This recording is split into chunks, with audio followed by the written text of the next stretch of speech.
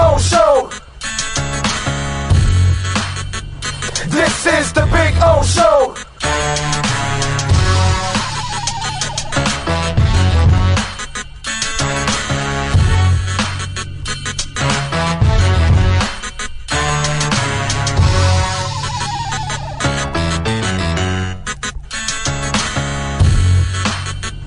This is the Big O Show. This is the Big O Show.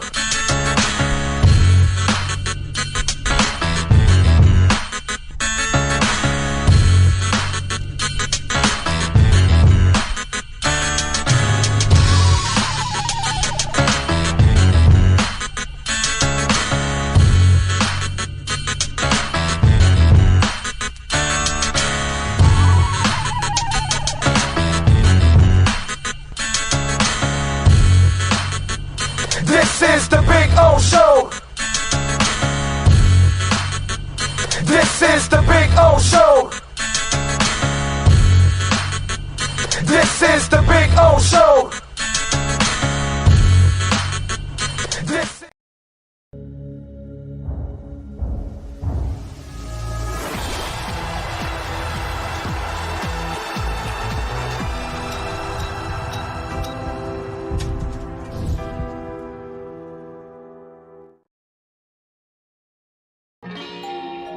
Oh, great. You have a doorbell camera.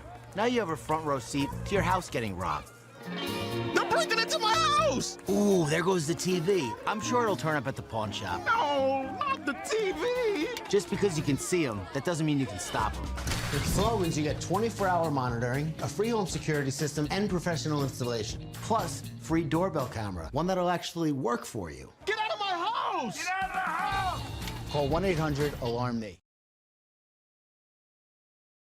When presenting an award to an employee, athlete, executive, or fantasy GM, make sure you call Orvieto's Awards and More. For 35 years, these custom award specialists have been providing plaques, trophies, custom framing, while providing state-of-the-art laser and computerized engraving, UV printing, and glass crystal etching. They do all their engraving and printing in-house for quality control. Call Charles at 305-949-8098 or visit them at orvietosawards.com. Orvieto's Awards and More, where recognition is rewarding.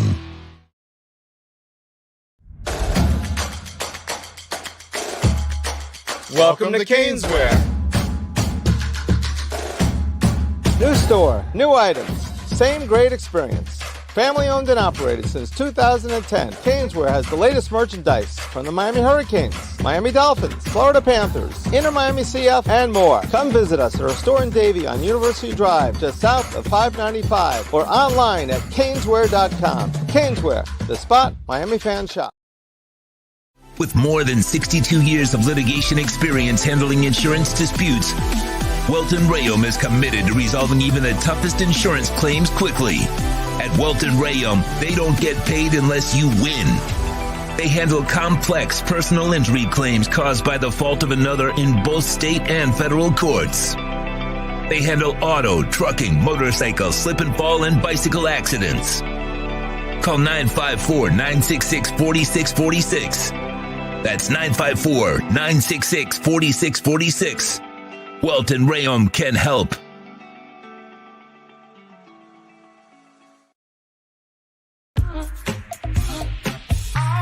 More tables, more entertainment. There's no need to drive around South Florida wasting valuable time looking for a new or certified pre-owned Acura. Go to the #1 volume sales dealership in the Southeast United States. Craig Zinn's Acura of Pembroke Pines. Purchase with pace and space in a dealership tailored to your needs. From home buying to providing that personal touch. Contact the 2020 Satisfaction Award winner Craig Zinn's Acura of Pembroke Pines. 888-776-5123. That's 888-776-5123. Or visit them at 15601 Pines Boulevard in Pembroke Pines.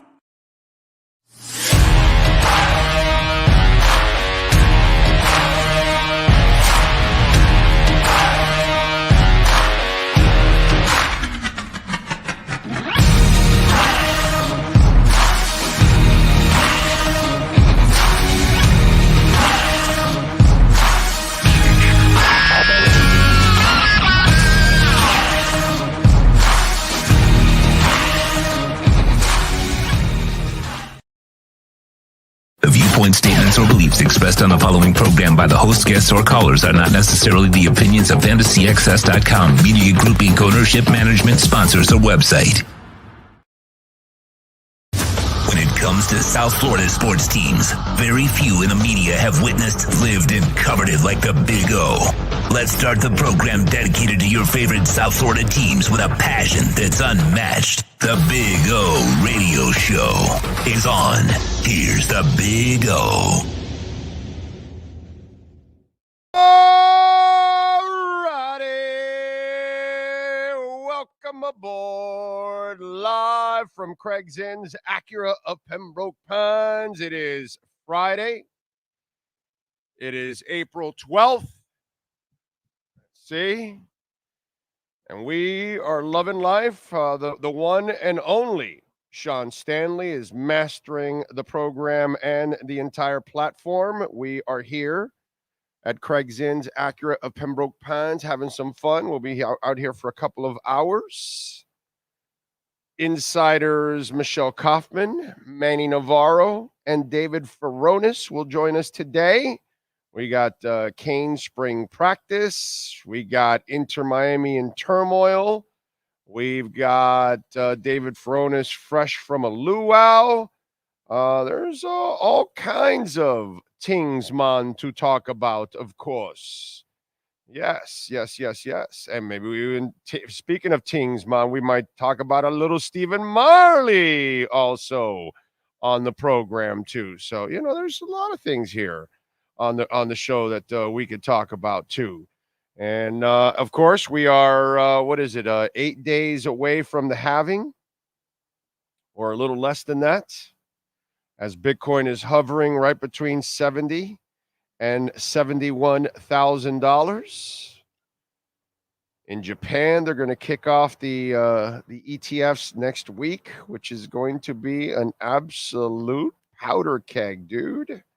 That thing's going to send it. They're actually going to be activating it in China and in Japan as the halving and the post of the halving, which is just, that's a pretty sick combination, is what I can tell you. That's what that is. But anyway, so we tell you the guests. We got all kinds of stuff to talk about. I got a couple of things Dolphins wise too that I got to get off my chest. I'm actually spreading the love right now as we speak on social medias of the program. Anyway, what else do we have? Let me see. I have not pulled up the chat board. There we go. Let's pull up the chat board. Yes. Okay. You feeling good now, Sean? All right. That's what I want to hear. Okay. Once the sun gets a little bit more, then we'll have to shade away, because that's for sure. That thing, the glare will get strong here. All right. Oh, by the way, it's because let's make sure we help them. Some of my media brethren out there, because this is such big news. And from Dolphins land. And they want to make sure everybody in the meteors wanted to make sure they reminded you that Tua will be there at mini camps and training camp and everything, that there will be no holdout or anything like that. They want to, because that's news. Because you guys were all in doubt that was going to happen. I love that. You saw everybody put it out there. Oh, no, Tua talked to... Hey, of course he was going to go. Dude, would you relax? This is like, why create something where there isn't anything? That wasn't even a thought. That wasn't a consideration. That's the most team-oriented dude we've ever had here. So it's like, these things, like, let me create drama where there isn't drama. And I saw that silliness right from the get-go. Like, bore me, bro. You know what I mean? I know, I get it. We have a lot of people out there that are very gullible, and they're not necessarily the brightest bulbs in the chandelier, and they would actually think that would be a thought, or even the fact that it would be even a conversation. is ridiculous, right?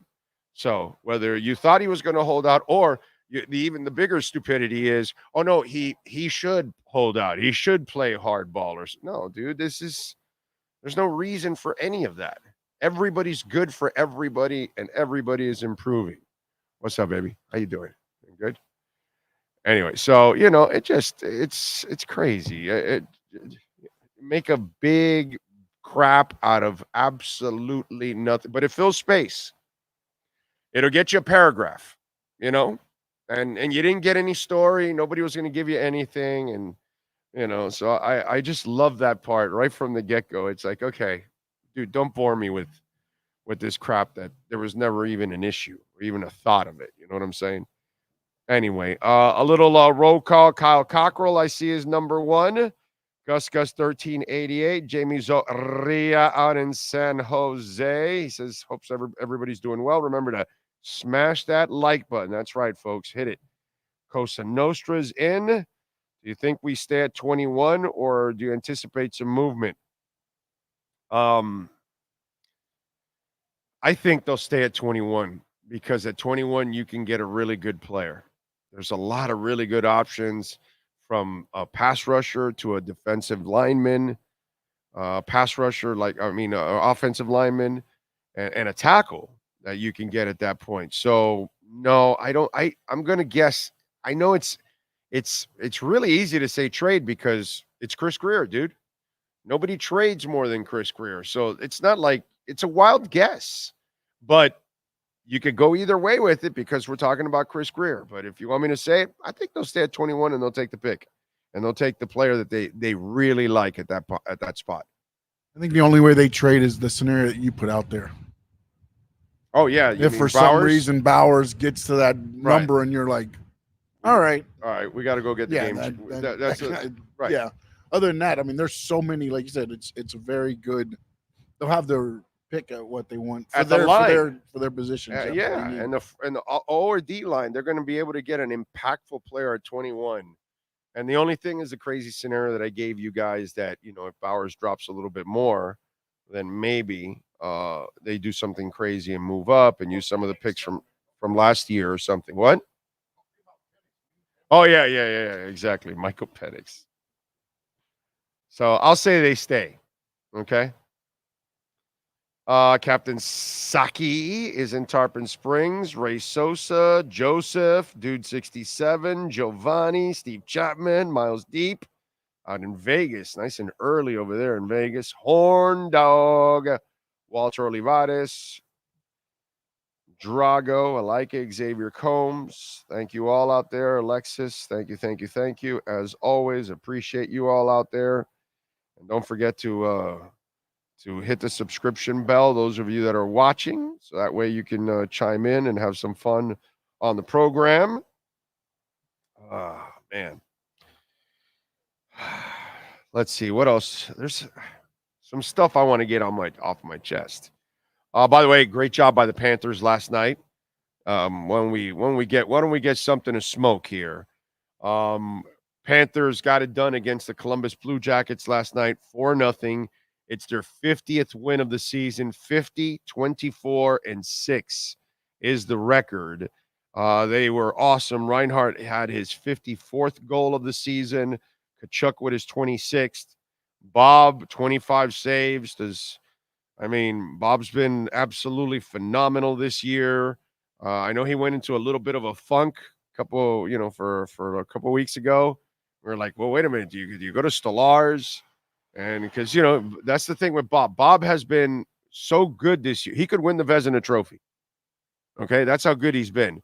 But we are so tortured by Bob's, prior years that every time he has a little bit of a funk, it puts us in like, okay, wait a minute. Do we go with the other guy?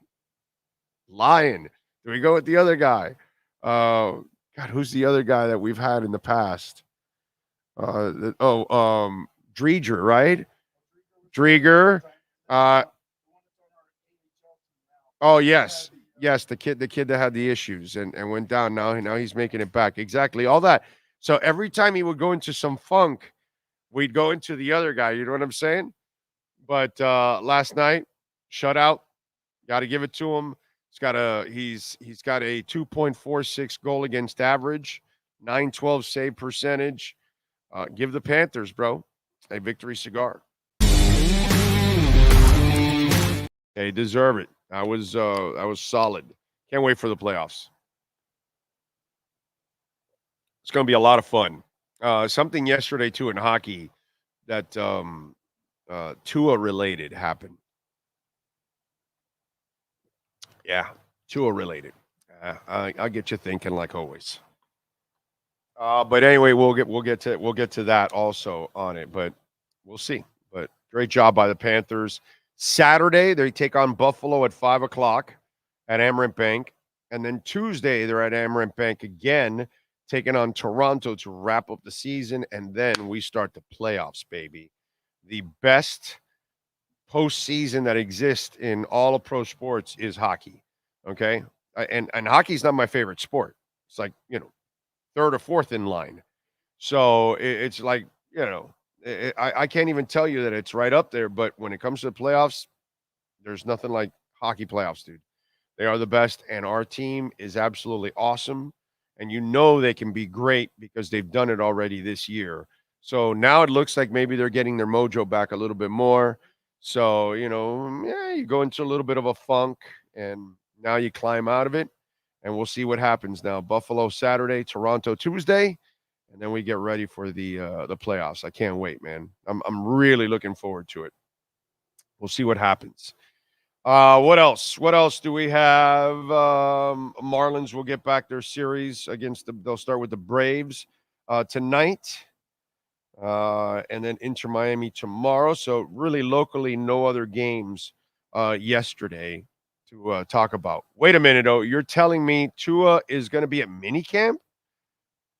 Could not see that one coming. Tua, absolutely team guy. We know this already. But Chad, yet they want to write about, would he hold out? Should he hold out? Like, what's this mental masturbation? Why are you making up stories? Why do you want to create drama where there isn't any drama? And I get it, because you got to stir up the clicks. If not, your editor is going to get pissed off. So even if it's a bullshit story, doesn't matter. It created FUD, but it's a bullshit story. But it created FUD, but it's a bullshit story. Hang your hat on that, man, if you want. I'm not doing that on this show. We're not doing that. Bro, that cap is fire. Yes, it is. Yes, it is. Got Super Bowl years on it and everything, So, yeah. Yeah, baby. Yeah, thank you, sir. Thank you. Appreciate it. I am proud of my Dolphin cap collection that I have. So, it's cool. Giovanni is in. Yeah, Lions. Thank you, sir. Kid Knight. That's right. Lisa Rose is in. Cidola, Jimmy Duncan. Yeah, I saw that with the horse thing. Yeah. I just need Jimmy to wake up here in the playoffs. Please. Here we go. Okay. Here's what I'm asking for. Jimmy, sadly, I think Father Time has come a-knocking, and you can no longer be a rockin' every single night, every single quarter like you have in the past. At least that's what it looks like I've witnessed. It's been different in the past. You look broken now. You look like you cannot do it on a consistent basis. You look like you might be able to flash, to use a term from a former great here for the Miami Heat. But you don't look like you can be playoff Jimmy from beginning to end anymore. So, we have doubted them in the past. We doubted them in the bubble. We doubted until we kind of were surprised and wronged, over and over again. And you've been burned in the past, right? Like last year, I didn't doubt them. I have in the past before that. But that's because it was more of an unknown. Now it's the known and the unknown, and now we're kind of in a gray area. And people are afraid to say what they see because they've been burned by the past. But see, the problem is I've been doing it for 34 years. I've been wrong a lot. I've been right a whole ton too. Probably a lot more than ever wrong. So I'm pretty confident usually in my opinion when I give it out there. And I have no problem failing. Because if it happens, it happens. And you know what? I'll be happy because then that means the Heat aren't dead. But if playoff Jimmy is not back, then you're going to need the elevation of others becoming something in the most important time of the year. Whether Jovic will have to grow up a lot faster, or Bam will have to maybe grow a pair of balls, or Caleb Martin says, it's my time, or what's it called? Haywood Highsmith says, I'm going to be a free agent. Let me take advantage of this stage right now. I don't know. Some crazy ass shit like that. A couple of those guys are going to have to explode somewhere. Duncan's back's going to have to get fixed, and all of a sudden, from here to eternity. You know what I mean? You're going to need some miracle shit if Jimmy is not playoff Jimmy. Because this team is not good enough. It has no stars currently. Jimmy Butler has not played like a star in a long time. So, I'd like to know. The glare has built up already. I'd like to know, where is playoff Jimmy? Because he should have shown up a month ago. When is playoff Jimmy? I don't believe Jimmy Butler can be what he's been in the past on a consistent basis every night. So I'd like to see that. And I'm willing to be told, oh, you shouldn't have doubted him. But if it's not him, then the rest of the kids, some of them are going to have to wake up in a big-time way. Do they have it in them? I don't know. You know what I mean? This is, again, we're dealing with a lot of the unknown. That's what we're dealing with. A lot of the unknown. But what I do know is what I've watched for an entire season now. And I've watched a guy that they needed him the other night against Dallas. He could not show up, dude. I saw explosiveness on the other side. I didn't see it on this side. So I'm willing to, put it out there and tell you what I think and tell you that I think he's toast. I think he's done. I think we're now headed the other way, unfortunately. And it's been a great run, better than any of us ever expected. But I think it's over. And I think this is the offseason that kind of, sends it in there. And then people now are like, okay. And then the act gets really old, really fast for Jimmy Butler. Because if you coast in the regular season and you cannot perform anymore in the postseason, then this doesn't matter anymore. You know what I'm saying? I'd love to be, please, Jimmy Butler, prove me wrong and show me that you can be Jimmy Butler every night. Well, the old Jimmy Butler every night, not the old Jimmy Butler I'm watching now. Okay? I'm willing to say it. I think he's done. I think he can't do it anymore. He'll flash, but I don't think he can do it night in and night out, game in, game out, lead the team, score 30-plus points and close to triple doubles and all that kind of shit. And he's in the middle of all the passing lanes and he's creating havoc defensively. That I haven't seen that guy. Have you seen that guy? Okay. Have you seen that guy? So you're going to keep lying to yourself? Because last year, I get it, but you saw that guy during the year at times. Whenever he wanted to turn it on, he would turn it on, boom, boom, and it just has not happened. And over the last month, there were several examples where you needed him to go into the booth and come out with the cape. And he did not do it. And that tells me and he knows it's coming to an end. And whatever he has left, he is saving it all for this postseason. And that's kind of scary. Okay? Because that shit doesn't fly. It just doesn't fly. And this thing about being the ace seed and climbing out, you did it. That doesn't mean you're always going to do it, man.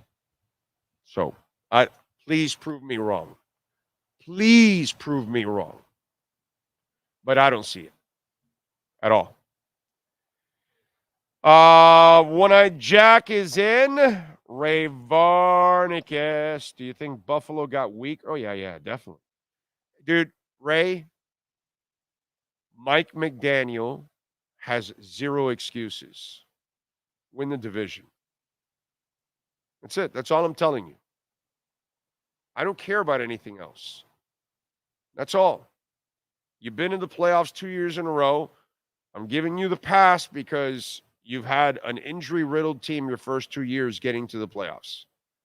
If you're pretty healthy and you get a couple breaks for once in your life and you get a pretty healthy team, this is the one I told you. This is the year that puts them on the hot seat or not. I already told you this. So you're going to find out. There's no more excuses. The Dolphins must win the AFC East. Nothing else. Second is not accepted. Wild card is not accepted. Win the division. End of story. If the Dolphins don't win the division, it's already a disappointing season. That's how I'm looking at it. It's time for Mike McDaniel to grow up as a coach and become a really good coach on the sidelines. That's what I need. If that happens, you win this division and you win in the playoffs. I promise you that. Oh, and look, they got to stay. They cannot be. You cannot have a quarter of your team on the IR and a bunch of the most important positions out there on the IR. We cannot do that. No team can do that. It's just too hard. But there's zero. That's what I would tell you, Ray. Win the division. And I don't want to hear shit. I don't want to hear excuses. I don't want to point any fingers at anybody. I don't want to do nothing. Win the division, Miami Dolphins. That's it. That's the way I look at it. I don't care about the Jets. I don't care about the Patriots. I don't care about the Bills. I'm tired of it already. If you guys can't do it, then you're not the right people to get it done. So, win the damn division. Adolfo says, I wish the podcast with Marissa, is she related to Dan the Man? Oh, you watched it, you mean? Yes. I don't think she's related to Marino. No, she's not really related to Dan. No. But I had a good time with Mike and Marissa. That was cool. We had a good time. I never have a bad time with the folks at Dolphins Talk. They do a good job. Anthony Campos is in. Panthers yesterday with the W. Going Saturday. Excited. Nice. My favorite sport. Game to go now in Florida. Heat season ticket holder. Dolphins season ticket holder. There you go. Isaiah says Jimmy is on a side quest like in Zelda. Yep, Luca is good. No doubt. Horn Dog. Oh, I'd rather see Bam, Hero, and others carry Jimmy in the playoffs. We all know they won't, so blow it up in the offseason. Problem is, Horn Dog, I don't think a lot of people want some of their players. Nobody's going to take Jimmy off your hands. I know Iram, tried to create some scenarios yesterday, but I still have a problem. I got to see it to believe it, that somebody's going to take a guy that refuses to play in the regular season. So you're not going to help us in standings. Okay. Yeah, sure. We'll pay you $55 million. Yeah, no. I'm sorry. I just don't see that. Yes, sir. Although one of those teams is dumb enough probably to do it that he mentioned, the Knicks. If they do it, only because Thibodeau could say, "Oh, I'll get it out of him" and all that crap. I mean, when he said that one, I was like, Thibodeau. Yeah, that's true. I did think about Thibodeau, and they have that relationship. But one of the reasons why his body's all effed up, it's because of Thibodeau. You know, it's not just the games, it's the practices. Walter says window closed on Jimmy. Yep. The window closed. They couldn't get that star, and it's over, unfortunately. That's what I think, too. Like roast turkey, stick a fork in him, he's done. Oh, by the way, what is it? Mike Florio still questioning on the Joe Rose show this morning, saying that the Dolphins are skeptical. Well, you know what? Mike Florio probably thinks that Tua didn't get leaner now. He took off the fake fat because, you know, he was always 195 anyways.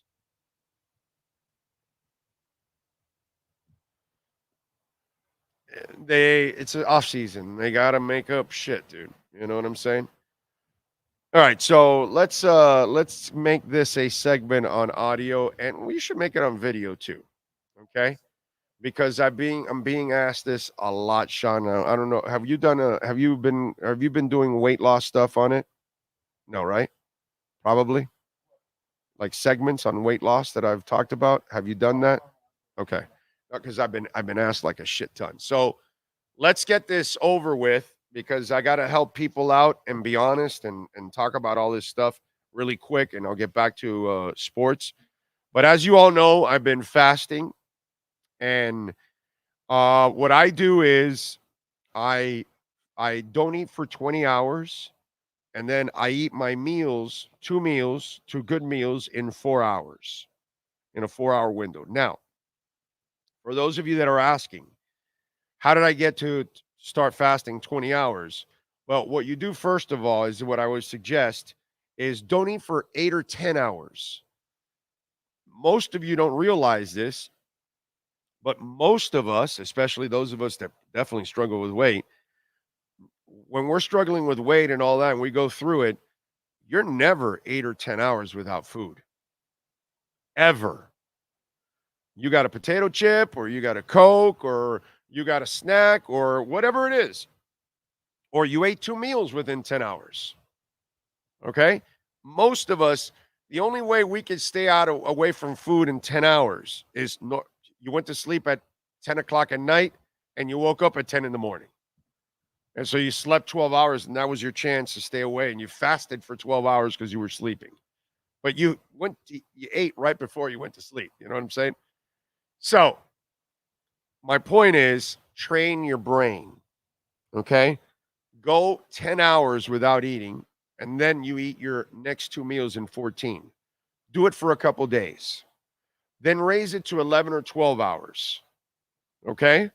And then do that, okay? Like if you get to 12 hours, okay, so 12 hours you haven't eaten, the next 12 hours, that's where you have your 2 meals. You do that for a couple days. Then you go to 14 hours. And then now all of a sudden, now you're eating 2 meals in 10 hours. You're up a lot longer than 10 hours normally, all of us every day. And you keep doing that for a couple days, and then you raise it to 16 hours. Okay, now all of a sudden, you're only eating 2 meals in an 8-hour window. And again, so on and so forth to 18 to 20. And before you know it, you're eating your food in just a 4-hour block, and then your body is burning for 20 other hours. Okay? This is no exercise whatsoever. Now, the other thing I'm doing is I'm eating right, but I'm still cheating. Okay? So in those 2 meals, if you're off for 20, you could actually have something that's not the best for you in the world. If you want to have a slice of pizza or 2, you can do that. Your body will burn that and more in 20 hours. The problem that we kill our bodies with, those of us that struggle with fat, is that we're eating constantly. And so then what you need to do is you need to either start eating smaller portions of what you normally eat during that time, or you could start to really curve it like I did and start eating cleaner during those 4 hours. So I have grilled turkey and grilled steak and grilled fish, and I have what's it called? Spinach wraps, organic spinach wraps, instead of wheat or bread, because you want to eliminate bread. You want to eliminate sugars. things like that. And if you want sugars, then have some kiwi, strawberries, berries, blackberries, blueberries, pineapple. You know, you can get good sugars in your body. Tangerines, nuts. I eat pistachios. I eat cashews, Brazil nuts. A lot of water. Water. You know, all that kind of stuff. But yesterday, before Hialeah Park, I went and stopped at Chico's, and I had a palomilla steak that was like this size, moro, and maduros. You know what I mean? A classic Cuban meal. That, by the way, you know what else I had after that? Fruit and nuts and water. I didn't even, my second meal was, so do you think that meal did anything to me? Not at all, dude. Not at all. In fact, I got into some jeans I haven't been in a while. You know what I mean? So you got to stay disciplined on it, and you got to train your brain, because that's all it is. It's mental. And the more you distance your body from bread and sugars, the more your body won't desire it, because our problems are that we're constantly eating the breads and the sugars, and the breads turn into sugars. And so then it just puts it into your mind, and it's like a drug. It's no different than cocaine or heroin or any other kind of addiction like that. It's the same thing. It's an addiction that you're training your brain. So fasting is all about building yourself up to it.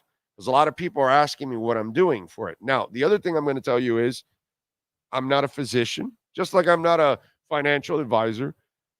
If you have health stuff like I do, I have 5 stents in my heart and all that kind of stuff, and I take medicine, high blood pressure medication, all that. Ask your doctor, okay? And make sure that everything is kosher.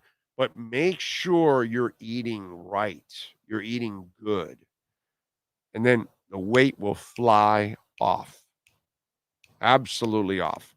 I got rid of 35 pounds in 2 months. You can easily do it too. If I can do it, all of you can do it. Because I am one person that lacks total discipline when it comes to that. All right, let's get into it. The Tua Luau. David Furones of the South Florida Sun Sentinel and our Welt and Rayom Miami Dolphins report next. All rise, football fans, as the Welt and Rayom Miami Dolphins report with David Furones is in session. Welton Rayom has more than 62 years of litigation experience handling insurance disputes. They are committed to resolving even the toughest insurance claims quickly. Call them for a free consultation. 954-966-4646. Here's Miami Dolphins insider David Furones. All righty. What's up, my brother? How you doing? How you feeling? Good morning, getting ready for a weekend. Actually, I have been fascinated by what you were just talking about, your fasting journey. So that's been interesting to me. Just checked out Tua's Luau, like you said. So a lot of cool things. Yeah, no, some guy on Twitter was like, like everybody's talking about it, he's leaner. And go, well, why don't we just say what it was? He was fat last year. And I'm like, no, you asshole. I'm fat. Tua wasn't walking around with a keg in his stomach like I was, you idiot. He was thicker because he was trying to protect his body. Now he's looking for a more leaner look. And, people have asked me about this, and I've said, will it affect how he protects himself? And I said, no, because you can strengthen your body without necessarily being thicker like he did this past year. And I understood what he was trying to do. But now, because he's trying to accomplish something else, you can actually still shell your body, but you're going to have to do it in a leaner and a more muscular way instead of more of a what's it called? What is it? Thicker way or something, where bulkier way. In other words, a bulkier way, because there's different ways. You've seen those guys that are muscular, but they're like this. And then you've seen the guys that are muscular, but they're lean, they're clean. And that doesn't mean that they're any weaker than the other guys. They're just as strong, but it's a different kind of shell. And I think that that's what he's trying to accomplish now, a different kind of shell, because he's looking for a little bit more flexibility. And that's kind of what he's trying to accomplish now with speed, agility, and flexibility. You need a different kind of body in order to do that. It's interesting. I put out a tweet and I didn't even realize it was a pun. No pun intended, but then it turned out to be because I took a picture of Tua when he was talking to reporters for his interview. I put Tua's fit, his as an outfit, the word the kids use, fit, short for outfit, because he was dressed in his Polynesian and Hawaiian attire for his luau. And then I realized, oh, wait, there's a double meaning there. Tua is fit also. So, which is a testament to his offseason, the work he's been doing, we know locally with Nick Hicks. Of course, now we know he's also working on his throwing mechanics, a little tweak in his throwing motion with 3D QB and John Beck out there in Southern California. But as far as the weight, right, that was intentional last year. That was intentional to be a little bit bulkier because he had the 2 concussions from the year before that, 2022, that caused him to miss those 5.5 games. And that was the big question. So I remember that third season, he took the strides in his game as far as he put together those 25 touchdowns, 8 interceptions, all that, the quarterback rating and whatnot. But then he couldn't stay on the field. So that was a big question mark. So to check that, mark that off the box, then it was all right. He's got to find ways to be able to stay healthy, withstand these hits. One of the ways was adding on that weight. It was also the jiu-jitsu training and learning how to fall, and then that helped him. He played a full healthy season for the first time in his career because of that.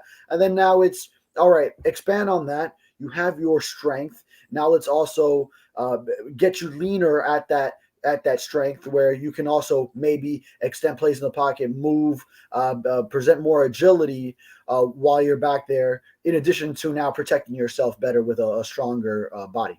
I've explained this on the show the last week and a half or two to people on what's going on, and then the whole QB3, and it's like, oh, wow, he's doing this and I go, well, this is part of his whole growing process. Remember, he's different than every other QB.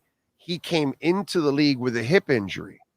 So his first offseason into the NFL, he could only rehab his hip to just get healthy enough to just play football. But his core wasn't healthy. And so now he got through an NFL season without really fully healthy yet. The following offseason, what does he have to do? He has to work on strengthening that core, that hip, all that stuff. Then he takes all those brutal hits and the concussions. So now he has to then come back and go back to the drawing board and say, okay, so how do I combat that? And then so he goes and gets thicker so he can combat that. And now he's coming back with, okay, so I did that. Okay, how do I stay alive? Oh, that's right. I got to get rid of the football quickly. I got to make sure my body is tougher. Oh, now I got to make sure I have a little bit more agility. What do I need to do now? Okay, let's see if I can work on my throwing motion, quicken the release, all those kind of things. Let's see if I can work on my body so I can lean a little bit more, so I can be quicker and more explosive out of the pocket and move around and all those kind of things. People don't understand what's going on is just a young man that is just you're boxing, right? You're hitting, he's counterpunching. You're hitting, he's counterpunching. That's exactly what he's doing. Life is hitting his ass, and now he's counterpunching and finding out because he came in at a disadvantage, and he's had to fight from that disadvantage on in order to just get to an even level playing field like normal quarterbacks. Like right now, think about this. Now's when he's going into his third, not his fifth season. No. He's really going into his third season with the real coach in the real system, and he's healthier than he's ever been. He now also mentally understands everything more than he did because think about it. Your coach hates you, doesn't really want you, doesn't really want to coach you, and now you still have to play for your team in the first 2 years. Do you know how difficult and what an uphill battle that is?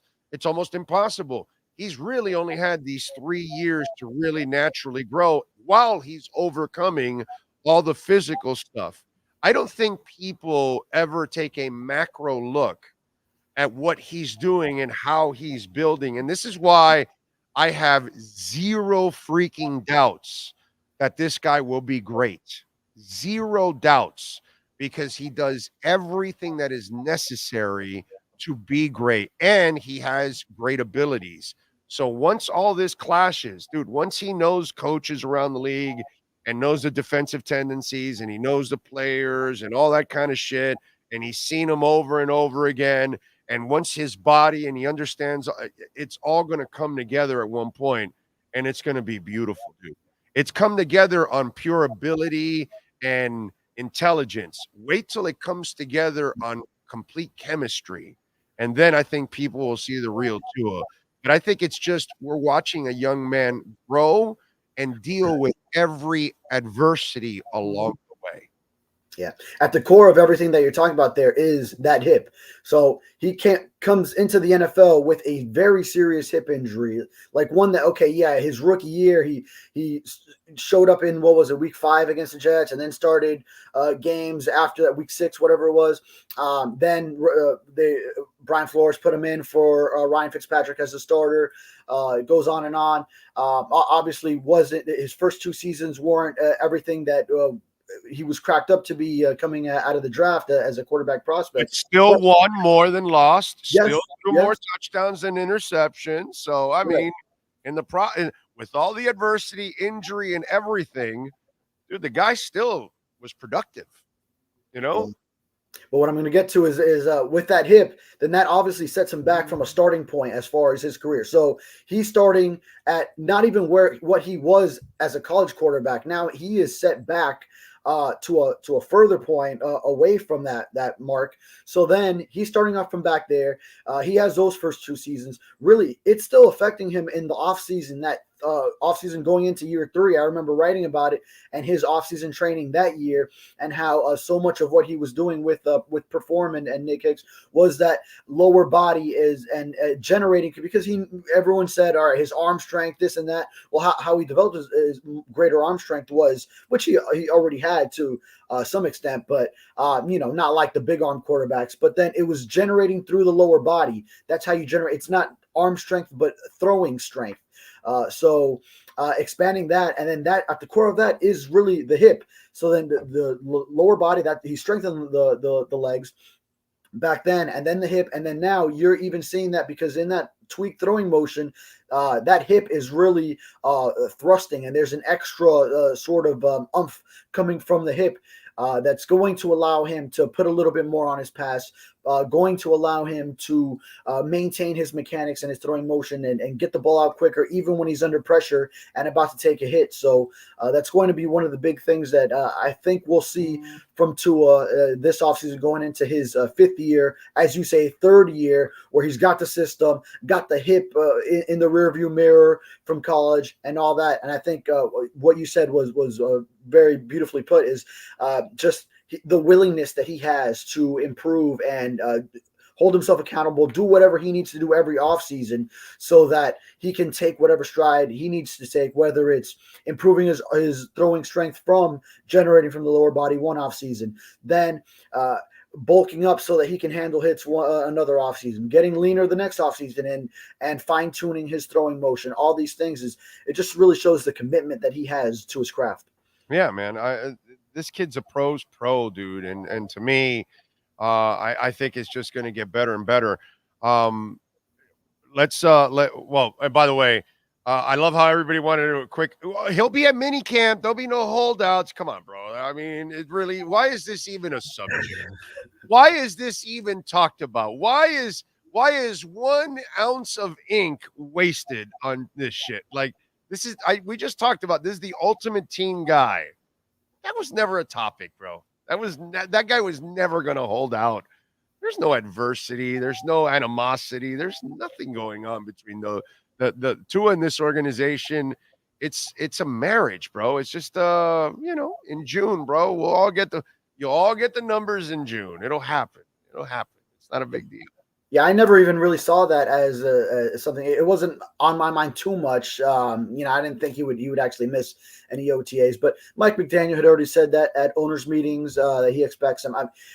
I don't think Mike McDaniel is going to say one thing. Like, there's a certain level of communication between the two, where it's not like McDaniel is going to say one thing and Tua is actually doing something else. These two, they communicate well. It's, if you hear something from one side, it's going to be the same thing on the other side. And Tua, of course, ultimate team guy. So I never really saw that as any realistic possibility that he would actually miss OTAs. By the way, you can tell he's the dude, bro. I mean, he can play guitar and sing also on top of all of that. I mean, he put on a concert for you guys yesterday. Yeah, and to your point about him and the organization, just everyone that shows up for his event, Mike McDaniel every year showing up, and in the past he'd get up on stage and do different things in the Polynesian culture, which is a big emphasis at Tua's Luau. But new defensive coordinator Anthony Weaver was out there, obviously offensive coordinator Frank Smith, quarterbacks coach Darrell Bevel. We saw Dan Marino there. He was Jim Kelly was in the crowd, and when Dan Marino was up there, whose foundation works in conjunction with Tua's foundation. He shouted out that Jim Kelly was out there. Jason Taylor was out there. So, a lot of big Dolphins names. Yeah, man. Yeah. How about former current players? How many did you see out there? Yeah, not too many. I know they were at in California, or I'm sorry, not California, Hawaii. Teron Armstead was out there. Jalen Ramsey was out there. So at least maybe they were filing in while we were talking to Tua, but I didn't see too many of the current players out there. Do you guys have total access, or are you kept away? And no, we saw a lot of the tables all around. I mean, we could see just about everyone. One guy that I did see was Justin Bethel. But maybe they were at tables where I didn't get a good sight line and such. But yeah, it doesn't look like it's really more about players. It looks more about fans and the organization and then sponsors, I'm sure, because the tables are more full with like big money spenders that are going to bid on these auction items. Right. It's not like players, they can go get that from their boy who's on another team. They do their jersey swaps after games and stuff. So there's a lot of like memorabilia that's being auctioned off. So you want to cram in as many people who are going to throw down some cash. But yeah, like in the past, I mean, we've seen Raheem Mostert, who has also been at some of Tua's foundation stuff this year. River Craycraft, I know. Players show up to his stuff, but I don't know too many of the current players out there at this particular event. And it's the off season. They're going to get actually coming back for off-season workouts on Monday. It would be so it would be the first game. So no, I know there are a lot of them are vacationing now. And by the way, it says a lot that Teron and Jalen were the guys that went with Tua to Hawaii. Right. That says a whole ton, dude. Yeah, absolutely. When you have these are guys that are older than Tua, so that means even though they see him as a younger player, but he's a quarterback, he's a leader, so they view him as a leader that same way. So that goes to show you, when you have the respect of your elders, that says a lot. Yeah, definitely. And they're not going to bring the players so they can make money off of them. They'll get the sponsors and the crazy fans that don't want to pay for all that stuff. What else did you find newsworthy last night? Yeah, no, I mean, Tua basically said he's letting his agent deal with the contract talks. So he didn't want to get into too many specifics as far as his training, but that he is indeed working with a 3D QB. John Beck specifically, obviously the 2007 second-round pick of the Dolphins, and a backup quarterback, but really well-remarked quarterbacks coach. So, also, I'm also thinking, okay, working with Darrell Bevel and seeing him out there, wondering how the two, whatever he's fine tuning with John Beck, how the things can coincide. Whatever he's also hearing from Darrell Bevel. So, I'm thinking like maintaining some sort of even platform that we're on the same page. But as far as what Tua said, a lot about his foundation, how he's expanding, and how he had that golf tournament, a youth football camp, and how he's really trying to do this for the youth, uplift the youth in mainly three areas, the places he's lived: Hawaii, Tuscaloosa, Alabama, and now South Florida. Good shit as always, man. What are you working on in the Sentinel so folks can check you out? Yeah. Oh, well, we were talking about my mock draft last time. So I did come out with it. That was up there. So I put my GM cap on, and then I was able to trade down. That was a topic of discussion between us, whether you pick at 21 or trade down. I did have Latu off the board at that point. So if you would have been there, then that's probably more tempting to just go ahead and snag him up at 21. But I did find a trade down scenario. I felt the Buccaneers at 26. Maybe they want to get in front of the Eagles if they're both thinking cornerback. They both need to fix their secondary, improve in their pass defense. So maybe they want to get in front of the Eagles for a cornerback. And then if the Dolphins can move back, add a third-round pick, which the Bucs have 2 of those. So I sort of saw that as an opportunity. And I still get Graham Barton for the Dolphins, interior offensive lineman out of Duke. So lineman. Yeah. So I like it. Yeah. I like it. All right. Follow him on Twitter at David Furones _ and catch his work there at the South Florida Sun Sentinel. David, as always, thank you, my brother. Appreciate you. Yes, sir. Have a good weekend. You got it. Welton Rayom, the finest in the business. Jeff Welt, Daniel Rayom, they are absolute ass kickers. Let me tell you something. If every Dolphin quarterback had these 2 as tackles, they would never get sacked. And you won't either.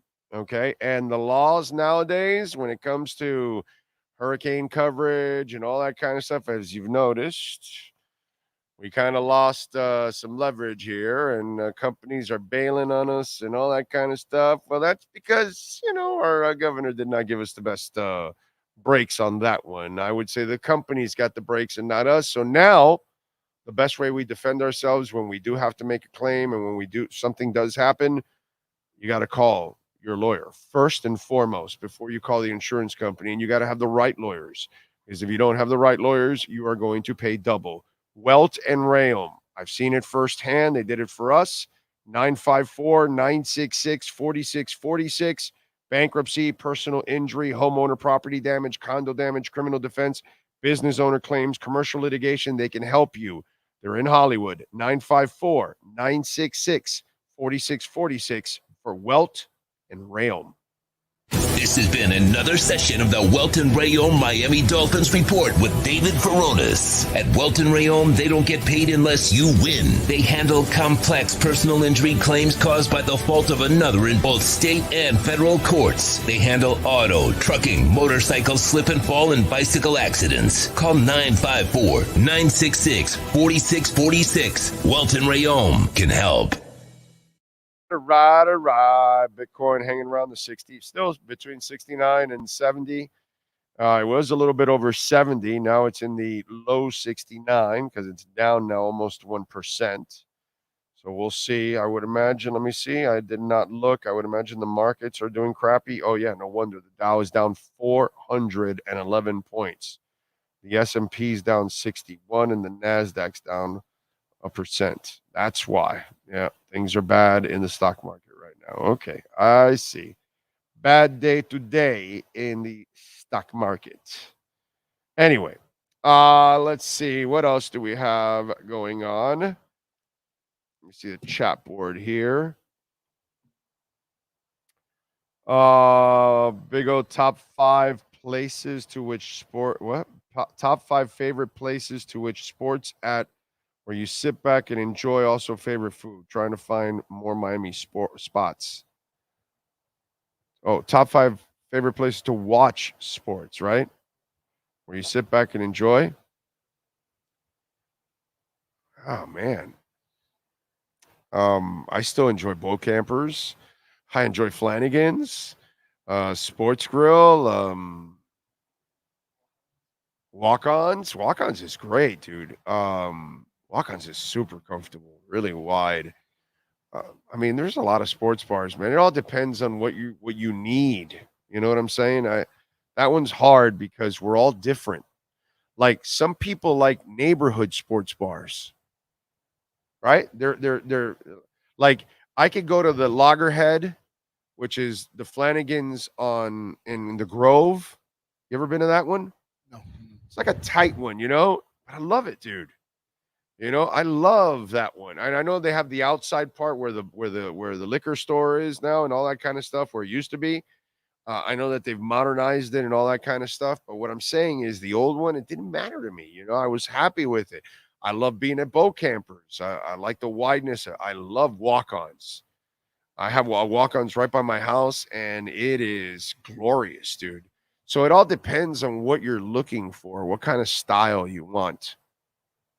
Yeah, I was gonna say some have like fan clubs where they'll do the Panther Watch party, right? You know, the different ones and different things where you can hang out with like-minded individuals as well. So yeah, you know what I've got to make sure is give me some good food, bro.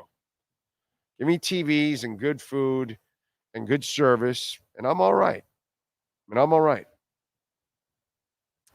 Tyreek needs to improve on the dropsies. Maybe he needs Duper to train his ass. He does have to start dropping less passes, less key passes, especially. Let's see, Big O. I know you're not a golf guy, but do you have a pick to win the Masters this week? No, I don't. No.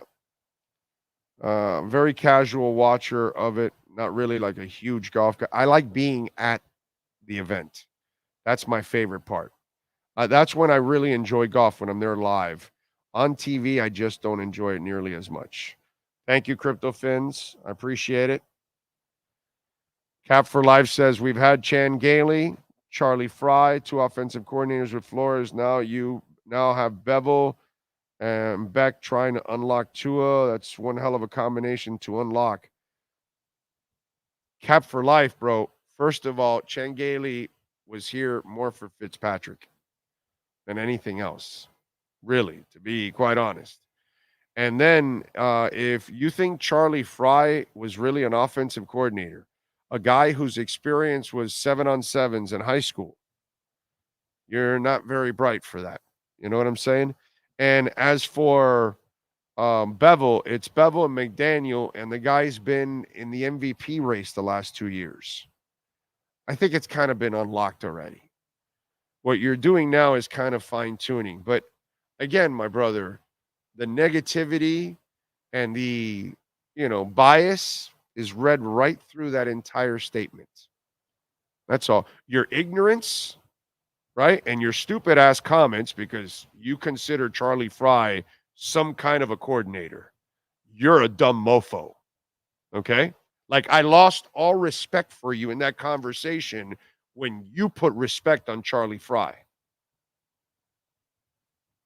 See, that's the difference between you and me. I put no respect on that entire coaching staff for 2 years. But you go ahead and do that, bro. You count it against him. You count Tampa Bay's coaching staff against Steve Young. You go ahead and do that. The problem with some of you is this is the wrong show to screw around. Because Cap for Life, so you'll know, I forgot more football than you knew 30 years ago and now combined. Because maybe you forgot whatever you knew then. And whatever you know now combined, I knew more when I was a kid. And I understood what I'm watching. You watch, but you don't understand. That's why you say stupid shit like Charlie Fry is some kind of an offensive coordinator, teacher, or something that if you didn't get his tutelage, you failed. Think about that. Learn football, Cap for Life, before you talk. This you can get away with in the water cooler with your buddy that doesn't know as much as you. Okay? You're not going to get away with that here.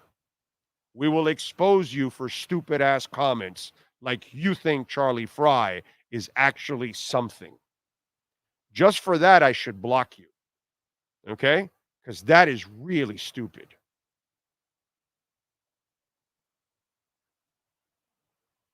Anyway. Well,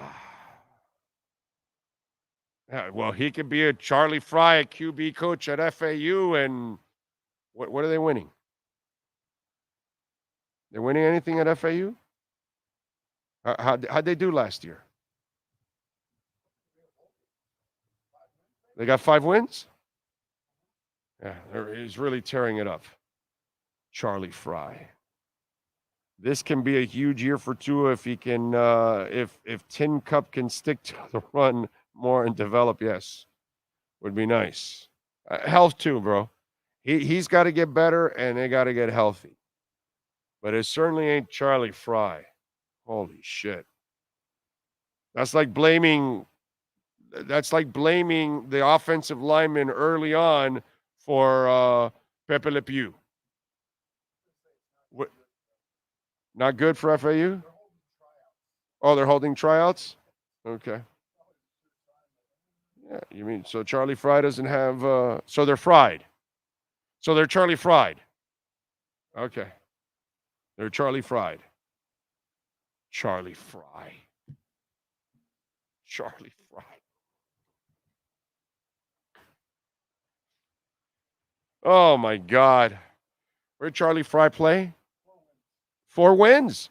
Wow, Charlie Fry tore it up. What was their quarterbacks? Give me the stats of those quarterbacks. The Charlie Fry quarterbacks. Was he even the quarterbacks coach last year, or was he just hired this year? 2,500 yards? Yep, 64% completion. 19 whole touchdowns. 15 interceptions. And 30 sacks. Coaching him up. Yeah, no, he's that Charlie Fry, he's a real difference maker. Whew. Wow. Charlie Fry. We have people that think Charlie Fry is a reputable coach at the NFL level. Seriously, that's real blocking material. He's the offensive coordinator? So they really don't want to win over there. Wow. Holy shit. Maybe he should go work at Flanagan High. I'm sorry for Flanagan alumni. They're probably going, don't do that to us, oh. Yeah, exactly. Flanagan people are like, oh, what did we do to you? I don't want him at Hialeah High. That's all I got to say. So he left Miami, went to Penn State as an offensive analyst. An analyst? Yep, and then he's been with FAU since 2023. Since 2023, he's as been the their OC. OC? So that was all his offense last year. That's his offense, tearing it up. 19 touchdowns, 15 interceptions. He should have a head coaching job in the NFL already. I mean, Jesus. Cap for Life thinks he's a great coach. And his quarterbacks threw a whole 19 touchdowns and 15 interceptions and won 4 games. I think that's a resume for any coaching jobs available in the NFL right now. If not, let's fire somebody and let's hire Charlie Fry. Let's do that. Let's get to our 3 graphics sports calendar. Why don't we? 3 graphics, by the way, 980 West 22nd Street in Hialeah. Custom printing and embroidery. Does your company need uniforms, hats, shirts? Maybe you're giving away pens, papers, magnets, whatever it is that you need for your business. Giveaways, stationery stuff, whatever it is. They do it all for you at 3A Graphics. And please call Alan Blanco at 786-618-1443. They will get it done. Panthers over Columbus last night. They blanked them 4-0. Saturday, they've got Buffalo at 5 o'clock. Tonight, the Heat are back in action. They got back-to-back games against the Raptors tonight and Tuesday, I believe. And tonight at 8 o'clock, they will host the Raptors. And then they'll no, I'm sorry, it's Sunday. I think it is actually. Sunday. Not Tuesday's the hockey game. Tuesday's Toronto and the Panthers. My bad. And what Ira said yesterday was it should be the play-in game, game. The Philadelphia might have to move it because of the hockey game. There. The hockey game. Yes, exactly. So Raptors and Heat tonight at 8 o'clock. And then we got Braves and Marlins at 7:10 tonight. Why? Oh, they got blanked? Oh, I didn't know. Oh, they got routed. I got you. Max Fried will be towing the slab for the Braves. Trevor Rogers for the Marlins. He's 0-1 with a 5.4 ERA. And then Saturday at GEHA Field in Arrowhead Stadium, Sporting KC will host a broken InterMiami club. That is your 3A Graphics sports calendar. So they got routed yesterday or what? Flanagan's is the move. Every night after 10 p.m., 10 wings when you buy a pitcher of beer. Also, all day on Wednesday for Wings Wednesday. They have a pitcher deal every day. Flanny's is my go-to. There you go. 16-4, they lost to the Mets. Ooh, nice. Wow. Okay. So then the Mets plus minus differential might have gotten better than the Marlins, because the Marlins were one of the worst. Basically, the Mets were actually worse than the Marlins. The Mets took 2 of 3 from the Braves with one postponement. They won 8-7 and 16-4 and lost 6-5. I'm sure those stats have changed if I look at it now. I'm sure they have. Let's see. This Charlie Fry's barely even a high school level coach. Yeah. Good morning from Ocala, Big O. Ocala Joe is in. Ocala Joe, thank you for the love on the Cash App or Venmo. Cash Big O Show. That's Cash Big O Show. You can always make a donation like Ocala Joe did yesterday. Thank you, Ocala Joe. I appreciate you, sir. He says, question, do you think we can pick up a big back that can pick up those 3rd and 2s so we don't have to throw all the time? I think they like Chris Brooks. So it might be that guy or maybe something in the draft. Yeah, they could. They could. He just hasn't shown a tendency of, really leaning to that. But I think Chris Brooks might be that guy. How did Charlie Fry ever make it to the NFL level? This is just like terrible Jets backup QBs. It was a horrible high school. Well, hold on. No.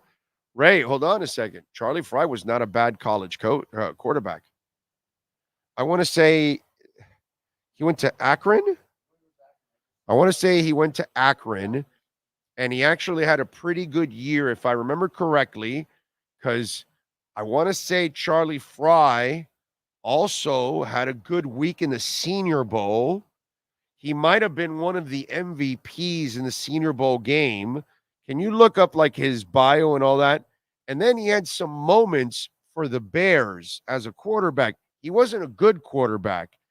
And he wasn't like this terrible, terrible quarterback, but he was like mediocre.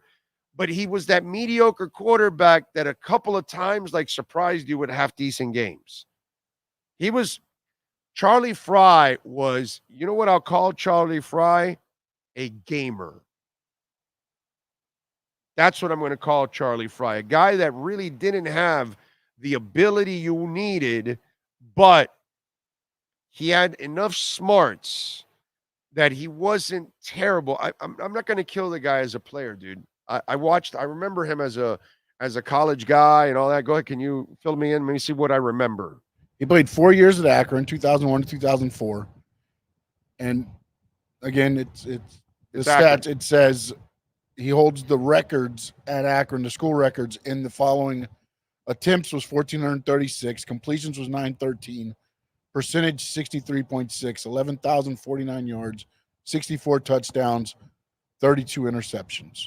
And then and he also had 2 receptions for 10 yards. So he's a dual threat there. Senior Bowl, was he one of the Senior Bowl? I think it has.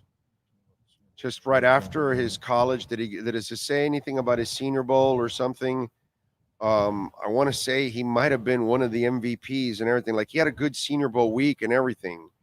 I remember nothing about Senior Bowl. Nothing there, huh? No. Okay. Oh, here. Sorry. It was right after the one. So Fry broke 54 football records during his college career at Akron.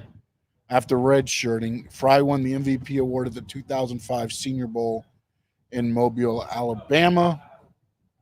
And then he was drafted by Cleveland. He played with Seattle, Oakland. Let's separate what you might think of him as a coach and then as a player. That's gone on. In fact, that went on with me this week. When people told me about John Beck, and they're like, well, he sucked. I'm like, dude, he's a coach.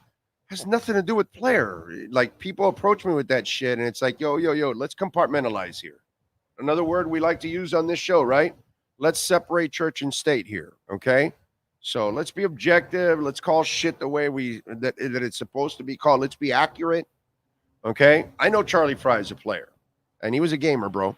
And I bet you there's a couple of games for the Bears that you can point out that were like, hey, wow, dude, he played all right in this game or that game.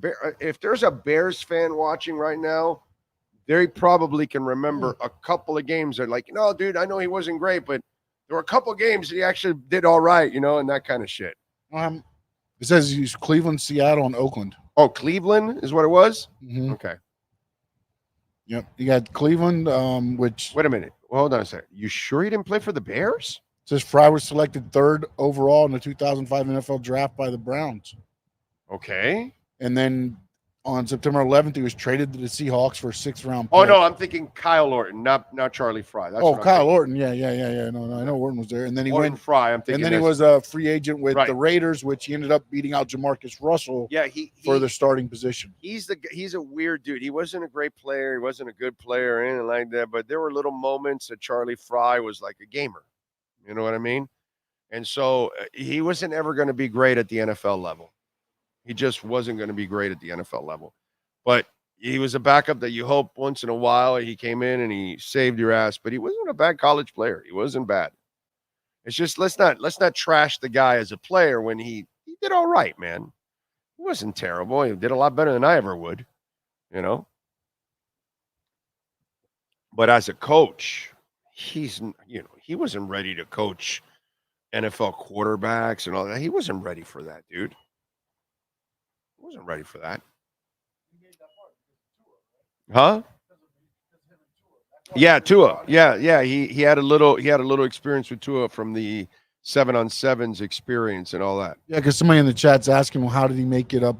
Yeah, that far, and I think it was more just along those. Well, he made it up that far. Also, it's because Flo knew nobody, and Flo would bring high school coaches and all that kind.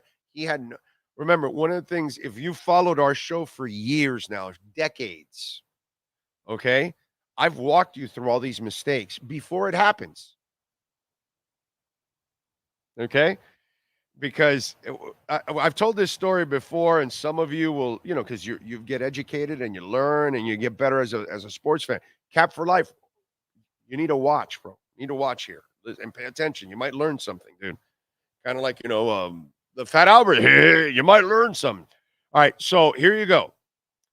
So you look at this situation with Charlie Fry, with, its coaches. What were they as players, all that kind of stuff. It's crazy stuff that we constantly are trying to, lay the blame for something, and we can't compartmentalize. Same thing happens with coaches that get fired. And so a lot of fans and some media, oh, that guy sucks. He got fired and he's been in like 7 places. Oh, he must be terrible. No. Actually, you're not looking at it right. That assistant coach has bounced around a lot because he's really not the problem. And his resume, and people know it, and they talk behind the scenes, say, no, he's a good coach. It was the environment, this, that, whatever, blah, blah, blah. And but along the way, the coach that is growing up in the NFL and in college, the guy that actually has multiple jobs and moves around is the guy that builds the better resume. The guy that stays like Joe Philbin and gets a job in the NFL and stays in one job for 17 years before they hire him, or 20 or 25, whatever the hell it was that he was there. He was there a lifetime. He was there so old that we got him when he was on a rocker already. And then you get Flo, who was his entire 15-year career with Belichick. The problem with those kind of coaches is they know no one. They know one system, they know one coaching staff or one style, and they've been there, and then the only people they know are the people that have come there and gone. The guy that worked in Denver and in Washington and in Seattle and in Miami and in Tampa and in Pittsburgh, and he bounced around in the last 20 years. That guy worked in different systems. That guy worked for different coaches. That guy worked for different general managers. That guy worked for different personnel departments. That guy ended up learning more because he ended up experiencing more. And his Rolodex got bigger because he ended up getting to know completely different coaches constantly. Because he's working with Dan the Man over there in in Detroit for 3 years, and then he leaves, and Andy Reid's got him for 4, and then he leaves, and he's working for Sean McVay for 4, and all of a sudden he's meeting all kinds. And then so when he becomes a head coach, he has more of a Rolodex to go out and find coaches. The guy that comes from Green Bay and New England, right, has no access to nobody around the league because he just doesn't know people. And then where he's coming from, they tell him, you can't take any of our guys. And that's all he knows. So then he's at a disadvantage at building staffs. When they hired Joe Philbin, anybody that was, you weren't watching this show then, you were listening to me on QAM. I told everybody, and I get it, I'm called, oh, he's Mr. Negative, this, that. Now I'm Mr. Positive because I like what they're doing. I didn't like what they were doing then. So I told everybody that when they're hiring Philbin, I said, this will be a failure. And people were like, because it's really rough to just say it's going to be a failure right without the guy even coaching or saying a word. He hadn't even had his press conference yet. They announced they hire him. I told everybody this is a failure.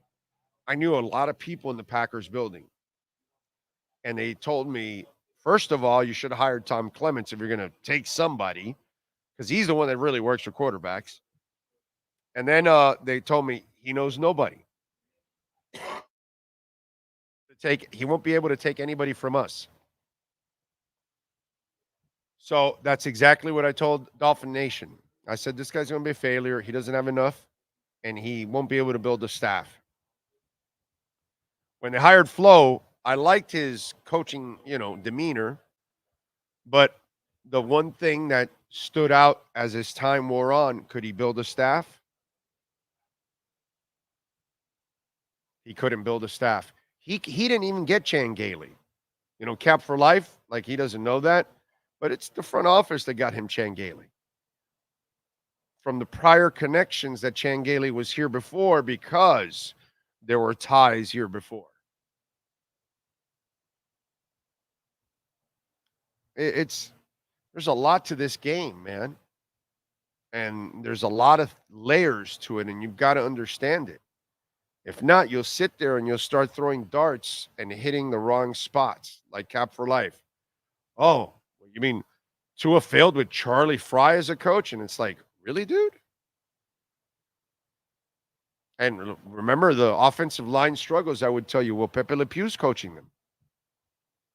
They need better coaching. And guess what? They got better coaching. Wow. Holy shit. Look at the offensive line play. Much better than it was under Pepe Le Pew. Now Pepe Le Pew is the 4th guy in line learning from everybody else. Meanwhile, he was the top guy. But the problem is you're killing Austin Jackson. I'm telling you, no, dude, it's not. I know he looks terrible and he looks bad, but the real problem are the coaching staff. That was the problem.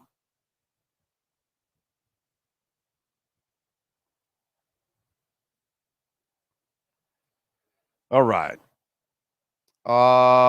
Let's see. Proving his Rain Man abilities again. I'm trying, man. I'm trying. It's hard, bro. It's hard to remember all the stupid minutia and everything you've gone through in your life. But once in a while, it pops up in my head.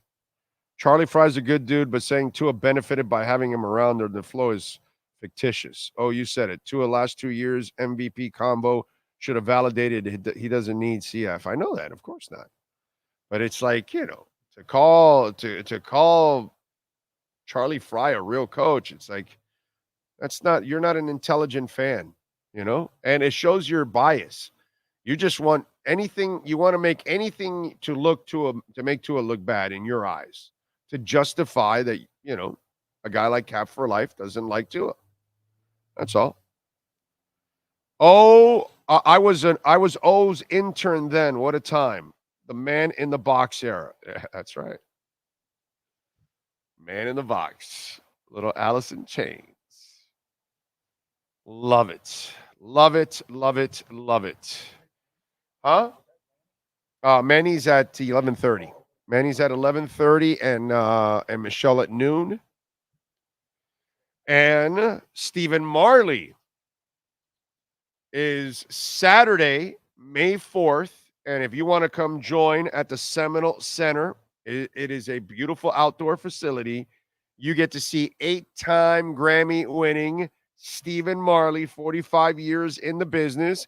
He has a new album out. It's called Old Soul. You see it right there on the billboard. And we've got the QR code right there so you can get tickets. By the way, the new album, Old Soul, Bob Weir's on it. Eric Clapton, Jack Johnson, Ziggy Marley's on it. And he also redid some deep classics from like Ray Charles and Frank Sinatra and the Beatles. This is going to be a hell of a concert. Inner Circle is opening up. Mary Mary, Music Machine, Summer Jammin', and of course, Bad Boys, Bad Boys. What you gonna do? What you gonna do when they come for you?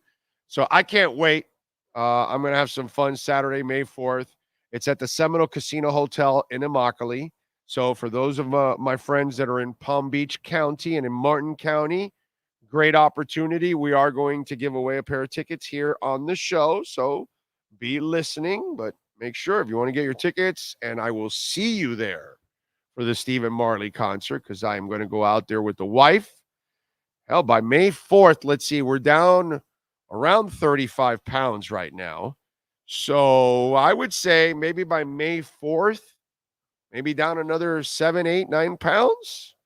So get a little lighter and everything ready for that. So I can't wait. Man, this Greta shirt, I haven't been able to wear it in forever, and it's nice and loose. It's pretty cool, man. Pretty cool. I got some, I reached into the closet, got some old new jeans. Jeans I used to wear when I was skinnier. Now I can wear them again. You know, it's kind of like it's kind of when you've lost weight several times, right? You tend to keep some of those clothes. Like no, I'll get back to it. I'll get back to it. And I have all those clothes, and I say I'll get back to it. I'll get back to it. And now I'm getting back to it. So it's pretty cool. So I don't have to go buy jeans. These jeans look like they're brand new, anyways, practically. Just I grew out of them too quickly. No, but seriously, Seminole Casino Hotel in Immokalee, Saturday, May 4th. Check it out. Inner Circle opening up. Stephen Marley. And check out the new album, Old Soul, man. It is absolutely a fantastic jam. I was actually jamming it over the weekend with the wife throughout the house. See you May 4th, baby. All right. Britt Floyd's tribute is in town, in my town this weekend. I'm a big Floyd fan. Haven't seen this band. Seen or heard of them? Yes, I have seen Britt Floyd, and I've seen the other Floyd, the Australian one. Right? Or is this the Australian one? There's two of them. I've seen both of them. I've seen Britt Floyd a couple times. They're good, man. If you're not really going to get, unless you could go see David Gilmour, I would never, ever support Roger Waters in my life ever again. Okay? I'm not supporting an anti-Semite like that pig. But what's it called? David Gilmour, if you have the honor of seeing David Gilmour live and get to see him jam on that guitar, that would be absolutely awesome. So if you can't, Britt Floyd is pretty good. What's the other one? It is that what it's called? The Australian Pink Floyd show? Right. Okay. I don't know if that's the one, but that's when that came up. Maybe that's how it's. I forgot, but I know that there's the Brit and then there's an Australian one. So yeah, exactly. Yeah. Britt Floyd has got to be the Brit one, and then Australian's got to be whatever it is. But I know there's two of them, and I've seen them both, and they're both. If you love Floyd, you go see it, dude. It's worth it. It's worth it. You know, I've seen the real Floyd, and then I've seen this, you know. So what I have not seen yet is David Gilmour solo. That I need to go see. And I want to see it up close. Legendary, man. Legendary. So, let's see. Canes are like too deep at every position. Mario ain't playing around. Getting talent, yeah, it's I still need to see Mario, my brother. So to me, that's the real challenge, is Mario. That's what I got to see. When I see Mario get his stuff done, then we're all right. By the way, we're here at Craig Zinn's Acura of Pembroke Pines, baby. So come on out and join us. We'll be out here for a little while. And we've got the Spring into Performance sales event going on. We've got a fleet of certified pre-owned vehicles. The ZRX, by the way, the electric SUV is coming. All right. I think they go into, I think Larry was telling me that they go into, they're building them this month and then they'll be shipped out and they're going to have the first few ones here at this facility, I think, in just a couple months. So it's going to be cool. But they've got the Spring into Performance sales event going on right now, and you can get the 2024 Integra for $299, the 2024 RDX for $419, the 2024 MDX for $489, and you can get 1.9% financing for 36 months. And, of course, check out the fleet of certified pre-owned vehicles. They look like they're brand new. They've got a great selection. They are overflowing right now with vehicles, and they are the number one volume sales dealership here in the Southeast United States. So check it out at Craig Zinn's, Acura of Pembroke Pines. All right. What else do we have? Oh.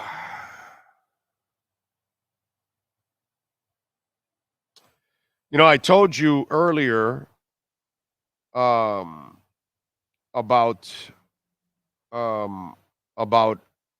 a Tua story in hockey, right? And this is one that it's interesting because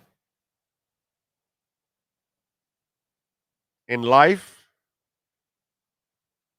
we tend to sometimes it's happening in politics, but it happens as you're growing up as a kid.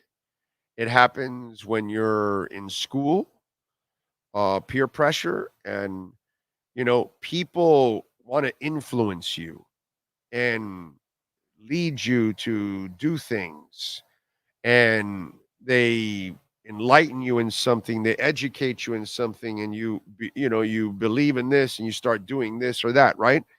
And it's interesting how sometimes it's not for what's best for you. Sometimes people aren't really looking out for what's best for you. They're being selfish and they're not really looking at it the way you look at it, right?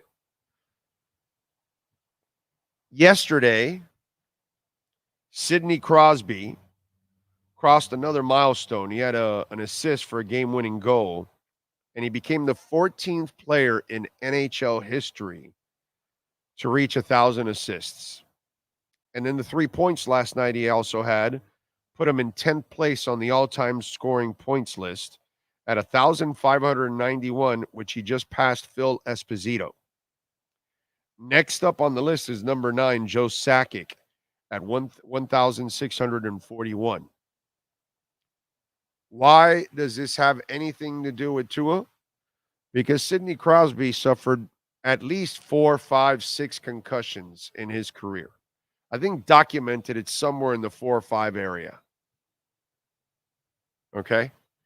Legally, which, you know, all these athletes, they have other concussions and they kind of shake them off. They all do it, okay? Pretty much. And people were concerned about Sidney Crosby. Here he is into I believe, like a 20-year career now. He's won the Stanley Cup a couple times. He's known as one of the greatest players of all time. And he's still playing when people didn't think he would still be playing 15, 20 years ago. Because early on, he was suffering the concussions. And so, you know, you were concerned, just like Tua. And people wanted Tua to quit. They literally were coming out, and I fought all of that. It's like, you hypocrites. You don't tell firemen to quit. You don't tell all our policemen to quit, because every man or woman that walks out of their door every single day and puts on that badge, they have zero clue if they're coming back the next 12 hours. and neither do their siblings or loved ones. And you never tell them to quit. You don't tell lifeguards to quit. You don't tell miners to quit. You don't tell people who do a shit ton of dangerous stuff to quit. But man, you were quick to tell Tua he should not play football. He should think of his family. So the FP&L man or woman that's up working with wires that have 1,000 volts or 100,000 volts, they shouldn't be thinking about their families too? You know, and we got, like I said, there are people in life now, right? They shove laws down your throat when you didn't even get to vote for them because they want you to live their way. You know, and this happens with your being a kid, when you get influenced by others. This happens by adults that get influenced in the wrong way. And this happens by people who listen to others and they ruin their dreams. Because that's what you were attempting to do to Tua Tagovailoa. You weren't trying to help him. Bullshit. I was trying to help him. Why? I came up with the solution. I said, you see all his concussions? You see his hip injury? You see his ankle injuries? They all happen between 3.85 and 5.1 seconds. You know what Tua really needs to do is get rid of the ball quickly. Hey, Sean, what did Tua do this year? He got rid of the ball quickly. See? So when I'm watching Sidney Crosby cross another milestone last night, I'm thinking Tua. And you are nobody to tell somebody how they should live their lives or how they should go after their dreams and goals. Because Tua is the one that wants to be a NFL franchise quarterback, not you. And he's willing to make the sacrifices that it takes, because most of us would have never come back from that hip injury. Most of us couldn't even get to our work with that hip injury. And that guy made it back in 9 months to get slammed by Michael Brockers from the Rams. And you wanted him to quit. You wanted him to stop chasing his dream. And there's a lot of people that chase their dreams. You know, Evel Knievel chased all kinds of dreams and broke all kinds of bones along the way. That's kind of the way it is. That's what life is, because that's your passion. That's where you excel. That's who you are. Sidney Crosby is a hockey player. Hockey's a physical sport. And guess what? Tua has a better way of avoiding concussions than Sidney Crosby does.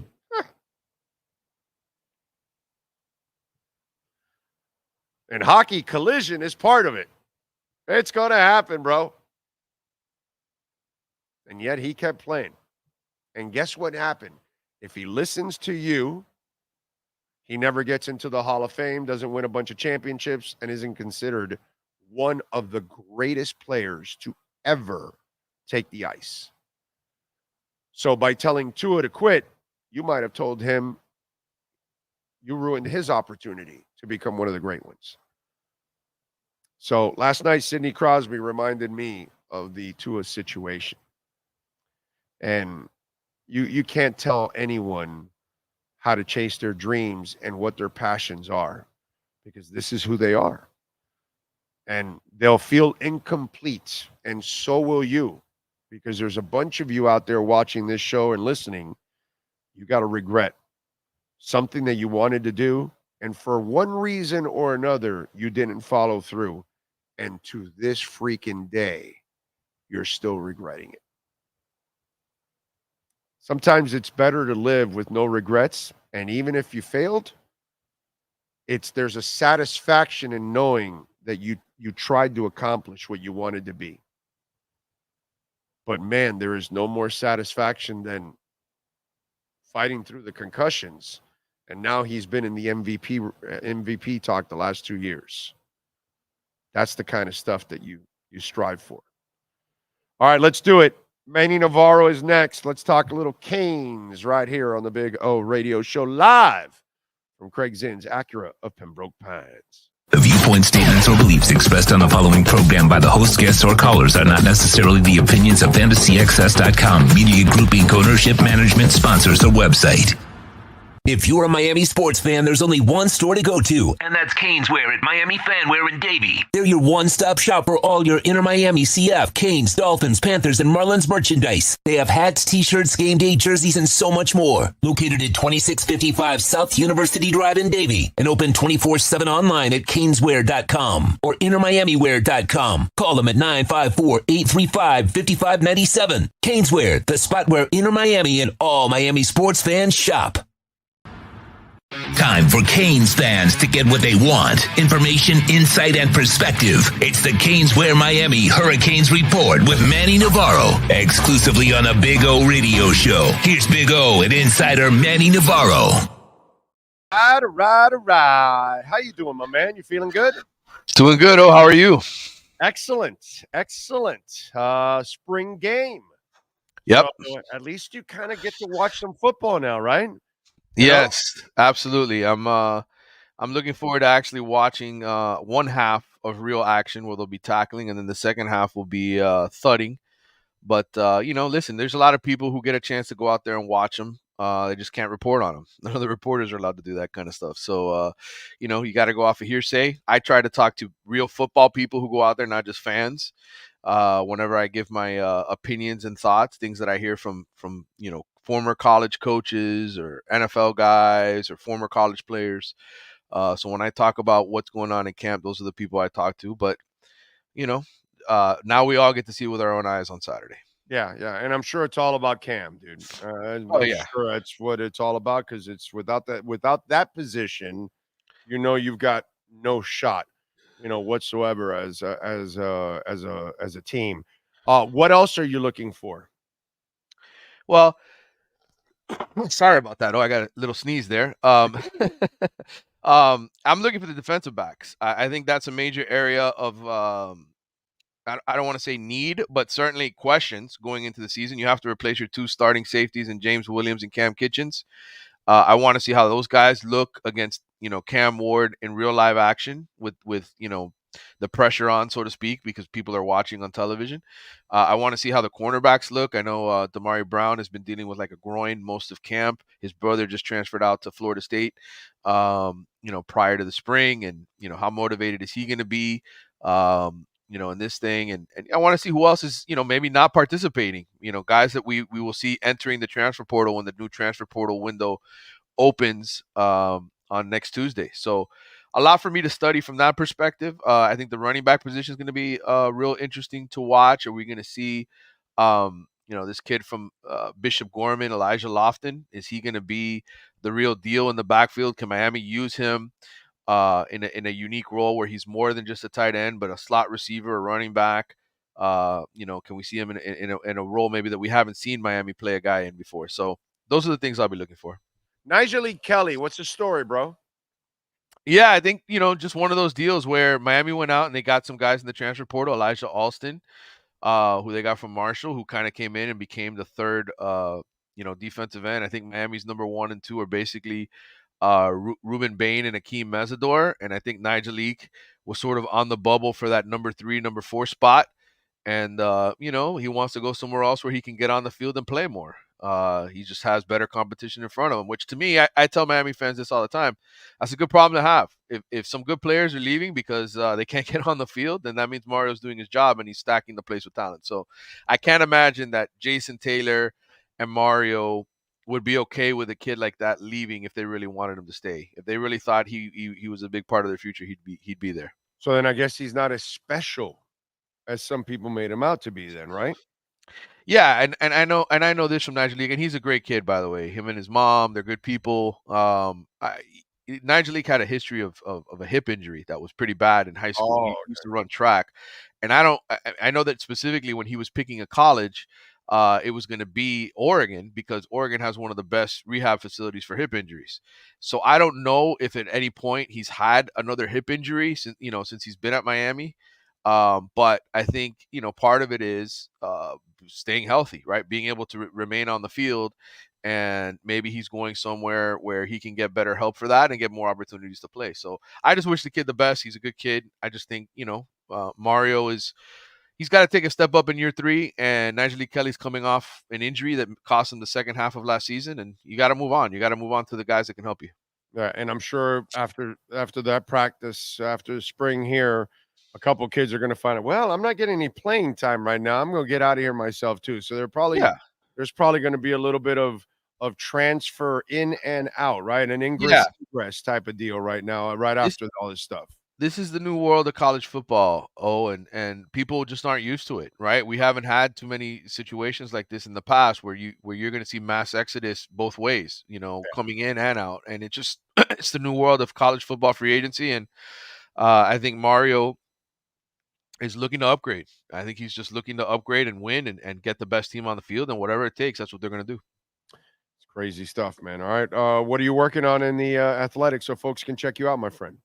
Well, I just put out a big piece today on Cam Ward, Max Olson, who's one of the best writers we have at The Athletic, one of our national guys. He does great work with the transfer portal. He and I wrote a big story on Cam Ward and just sort of the whole decision-making process and ending up at Miami. I personally, both Max and I thought that his first choice was Florida State. We thought he wanted to go in and replace Jordan Travis. Well, what ends up happening is it worked out for Miami in the end, but essentially because he decided he was going to go to the draft, that's when FSU decided, okay, we got to pull the trigger on DJ Uiagalelei and get him to come. And then Ohio State basically moved on as well. They went out and got Will Howard. And Miami was like, well, I guess we're going to Reese Poffenbarger. And it just so happened that during his 2 weeks in Jacksonville, while he was training for the NFL draft, Cam thought about it. And, the guys at the QB academy that he was working with told him, like, look, man, if you want to be a day one guy, you have to go back to college. There's nothing we can do here to help you. This is a loaded quarterback draft. You're better off going back. And so our story is just about that, kind of what happened behind the scenes with Cam. And, you want to get the inside scoop on Cam Ward, not just what he said yesterday, but some stuff him and his father said to us over the last couple months. Make sure you go to The Athletic and read it.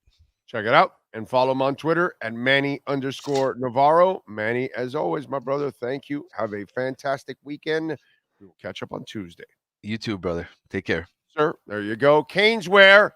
I was just there the other day. Got myself a new Messi jersey. You can get yourself a Messi jersey. You can get anything and everything pretty much with a Canes logo on it, from sneakers, high tops, low tops, sandals, jerseys, shirts, hats, you name it, man. Pens, bracelets. I'm telling you, bar lights for your house. I mean, they got all kinds of stuff. They've got Marlins, Panthers, Dolphins, and Inter Miami along with the Canes. So go see all the folks out there. Brett, Jeff, John, all the great people out there. They know how to get it done. Caneswear.com. And by the way, if you order over $99, you will get free shipping. And online or in person, use our code BIGO10. You will get 10% off. Caneswear.com. Welcome to Caneswear. New store, new items, same great experience. Family owned and operated since 2010, Caneswear has the latest merchandise from the Miami Hurricanes, Miami Dolphins, Florida Panthers, InterMiamiCF, and more. Come visit us at our store in Davie on University Drive, just south of 595, or online at Caneswear.com. Caneswear, the spot Miami fans shop. C. Dola asking Big O, do you think Mario will turn it around with Cam Ward at the helm? I hope so, man. I have not been impressed with Mario's coaching. So let's hope that better talent can carry him a little bit more. Let's see. Thanks, man. They're doing Division Bell full album. Oh, okay. That's cool. Went to the Division Bell tour in 93 at the Carrier Dome. Nice. Pat in Nashville says, 93, a professor asked us if we wanted to see Pink Floyd. A friend said yes, and he gave him the money. Mysteriously, the professor told him he couldn't get him a ticket. All the cute girls did, though. Well, that's kind of how it goes, right? Dougie Fresh says, oh, I have read many accounts of the Smiths breakup. I say, who cares if it's more Morrissey or Marr? Why not just sit back and listen to 4 amazing albums where 2 were at their best? Exactly. Plus, I got to tell you something.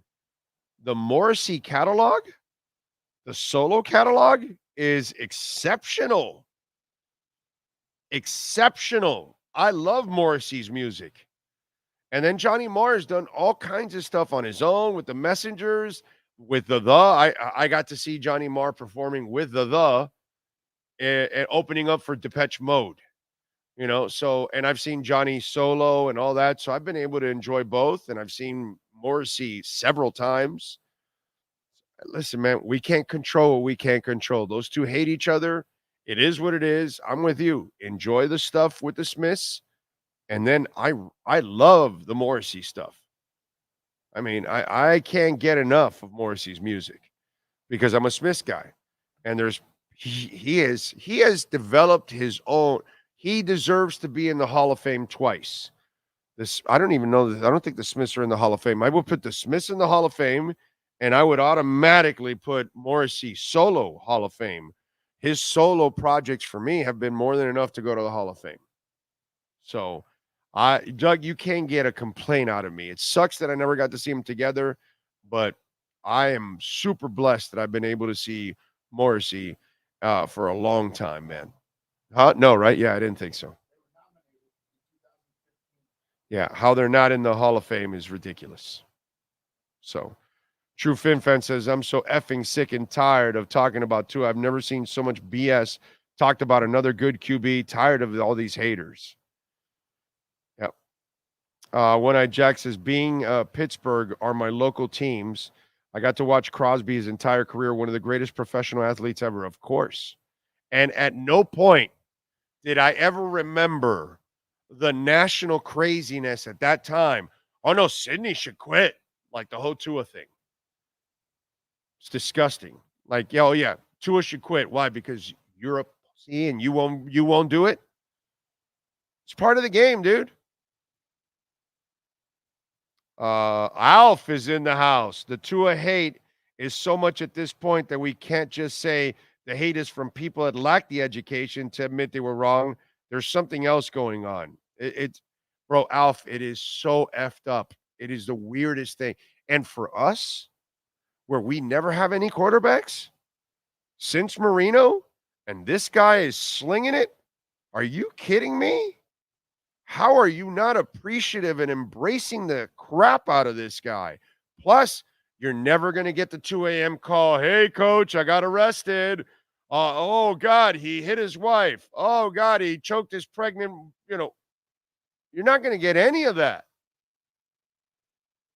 Oh, he broke a influencer's leg playing touch football.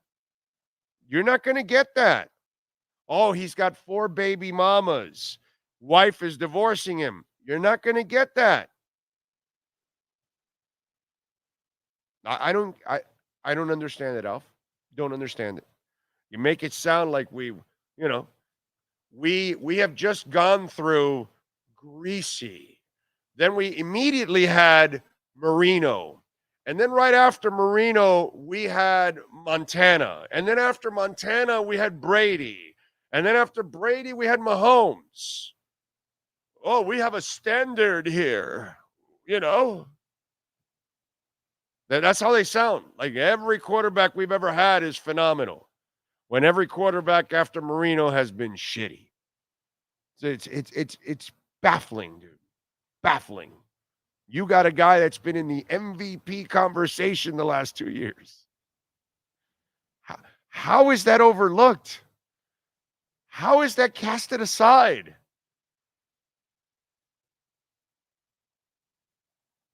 Don't get it. I know you don't get it either, Alf, but you understand this shit. Super V says, Big O, you're 100% correct about Tua. The guy's a hard worker and has improved every year since being drafted. Plus, Tua is a man of honor and morals. I respect him for that and go and more. Go fin. Exactly. It's like, this is the reason I want this guy. Not only can he play, but Jesus Christ, this guy's an absolute stud. So, like, I'm never going to have a problem. It's not a guy that's about him. He doesn't worry about his social media. He doesn't worry about getting enough commercials. He's not worried about running for president. He's not worried. I mean, Dude, we have all kinds of assholes. I mean, you could have a quarterback that is just going out and getting all kinds of illegal massages. You want that? I don't get it, bro. Edward Thurston Howell. The world today is full of quitters looking for handouts. A freaking men, dude. Jesus. I've been working for 30 years with a handicap. Spine and bifida. Don't listen to others. Just do it. What's that? Oh, spinal bifida. Okay, wow. Damn. Exactly, Edward. You do what this says. You do what drives you, bro. This year is all or nothing for Mario. Exactly, Papa. And Mike. Mike and Mario. Evan says, oh, you're the best man. Stacking stats daily. You know it. Stack them stats. It's down to 68, 67. I'm buying again. Oh, by the way, where is it? You think I'm joking? 69.5, 69.3. Go ahead. Go get down to 68, 67. You go ahead and do that. Buy again. Let's see what else. Lenny Pena says, I am late today, but I'm here. Thank you, Lenny. We love you for that. Share Bear is in at the Smithsonian, one location. Is he there? Julio C says, are you going to Cruel World Festival in LA next month? I wish, bro. I wish. I have to be a little bit more disciplined. I can go to some shows, but it's pick and choosing. I don't go nearly as many as I've been going before. But next year, all hell's going to break loose. Next year. Let me get through this bull run.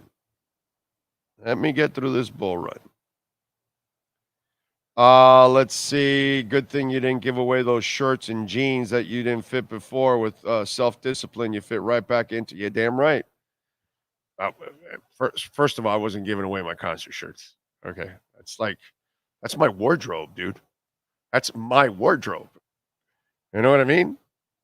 So I wasn't gonna get even the double XLs. Okay, so they'll be a little big on me when I wear them. You know. If Mario can get to 9 or 10 wins this year with the amount of talent that is waiting to just bust the door to come through is ridiculous. Yeah. He has to get to 9 or 10 this year. You know, he has to.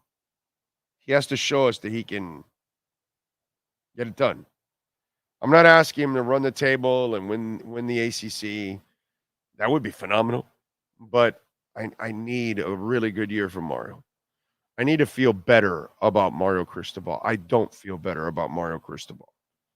And that's my problem. You know? That is my problem, man. By the way, Scorpions are doing their residency in Vegas. Those things are fun. To go see bands doing their residencies in Vegas. I've already done that a couple of times with U2. I did it with Morrissey.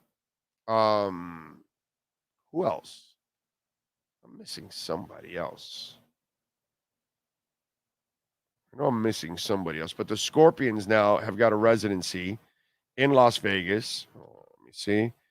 They're kicking off their 2024 Love at First Sting Las Vegas residency with a 17-song set. And, of course, Love at First Sting because it features 8 of the 9 songs from that album, Love at First Sting, which is a great album. Okay? And just to kind of give you the set list, just in case you're a Scorpions person or you're thinking of it, Coming Home, Gas in the Tank, Big City Nights, I'm Leaving You, The Zoo, my favorite song, at least they kept it there, Crossfire, Coast to Coast, Send Me an Angel, Make It Real, Wind of Change, Peacemaker, The Same Thrill, Tease Me, Please Me, great song, Bad Boys Running Wild, Blackout, Still Loving You, and Rock You Like a Hurricane. There you go. I wish they would do a little catch a train, but I've seen them do catch a train before. But I just love.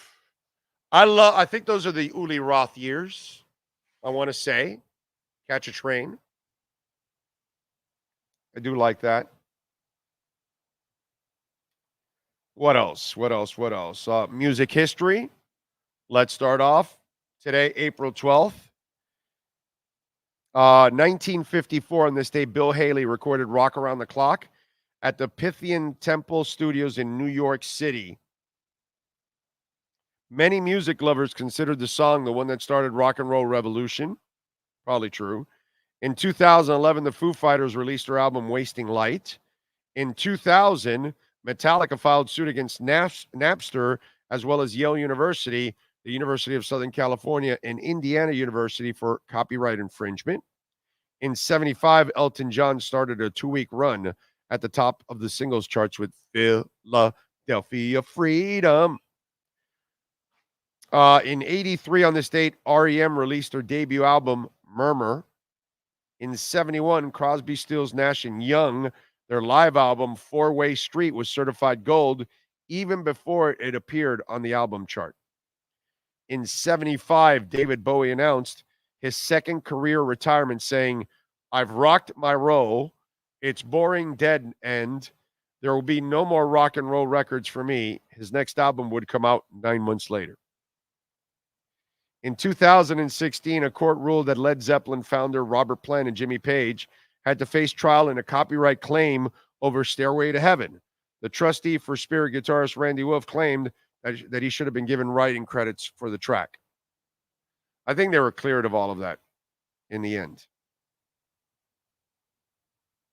And let's get your birthdays today on April 12th. Let's see if we got a good one.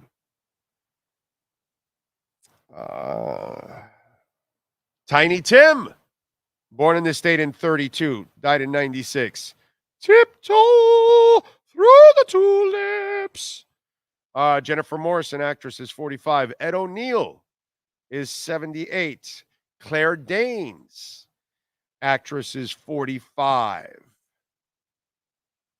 Jesse James Decker, country singer, is 36. I don't know who she is, but it sounds very country, so I said it.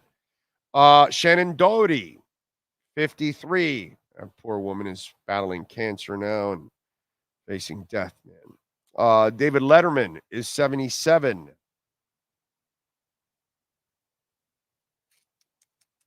Carlos Sainz Sr., race car driver, is 62. Tom Clancy, novelist, born in 47, died in 2013.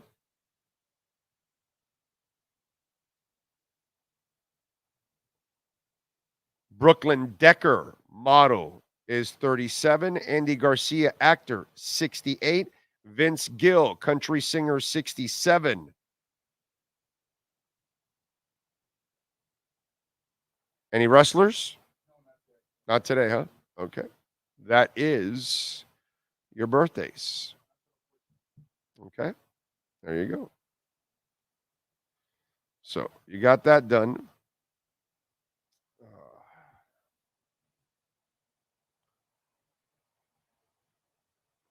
All right.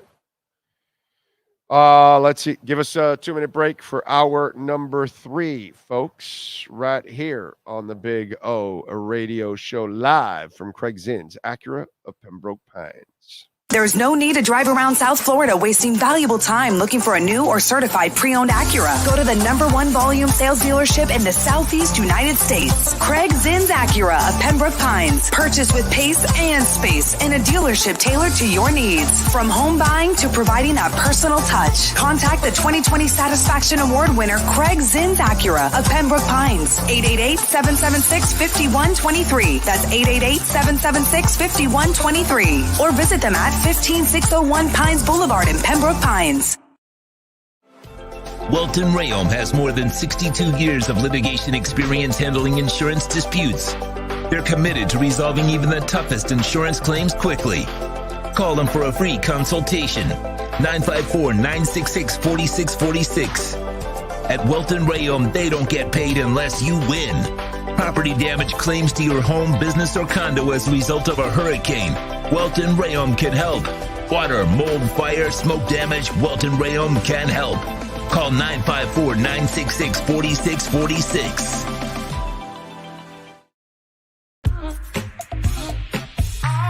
More tables. More entertainment. I think I know what this is. Houston, we have a package. Hello? No matter where you are, the Sloman Shield home security system guards your home. With next-gen perimeter protection, 24/7 monitoring, and interior motion sensing. And right now, get a free Sloman Shield security system and doorbell camera, all professionally installed, for free. Shield your world, the Sloman Shield. When presenting an award to an employee, athlete, executive, or fantasy GM, make sure you call Orvieto's Awards and More. For 35 years, these custom award specialists have been providing plaques, trophies, custom framing, while providing state-of-the-art laser and computerized engraving, UV printing, and glass crystal etching. They do all their engraving and printing in-house for quality control. Call Charles at 305-949-8098 or visit them at orvietosawards.com. Orvieto's Awards and More, where recognition is rewarding.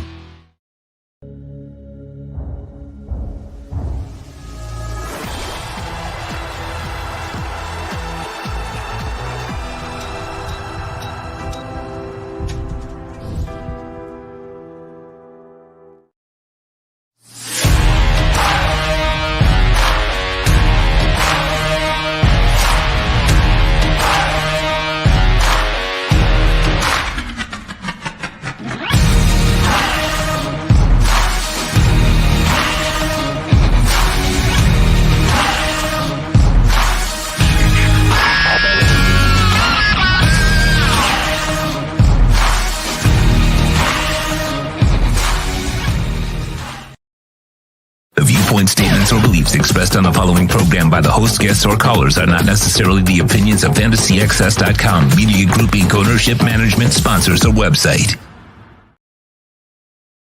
When it comes to South Florida sports teams, very few in the media have witnessed, lived, and covered it like the Big O. Let's start the program dedicated to your favorite South Florida teams with a passion that's unmatched. The Big O Radio Show is on. Here's the Big O. All right. Hour number 3 of the program. We are awaiting Michelle Kaufman. Talk a little InterMiami. Remember, if your business wants to be a part of our platform, 786-754-4664. That's our business line.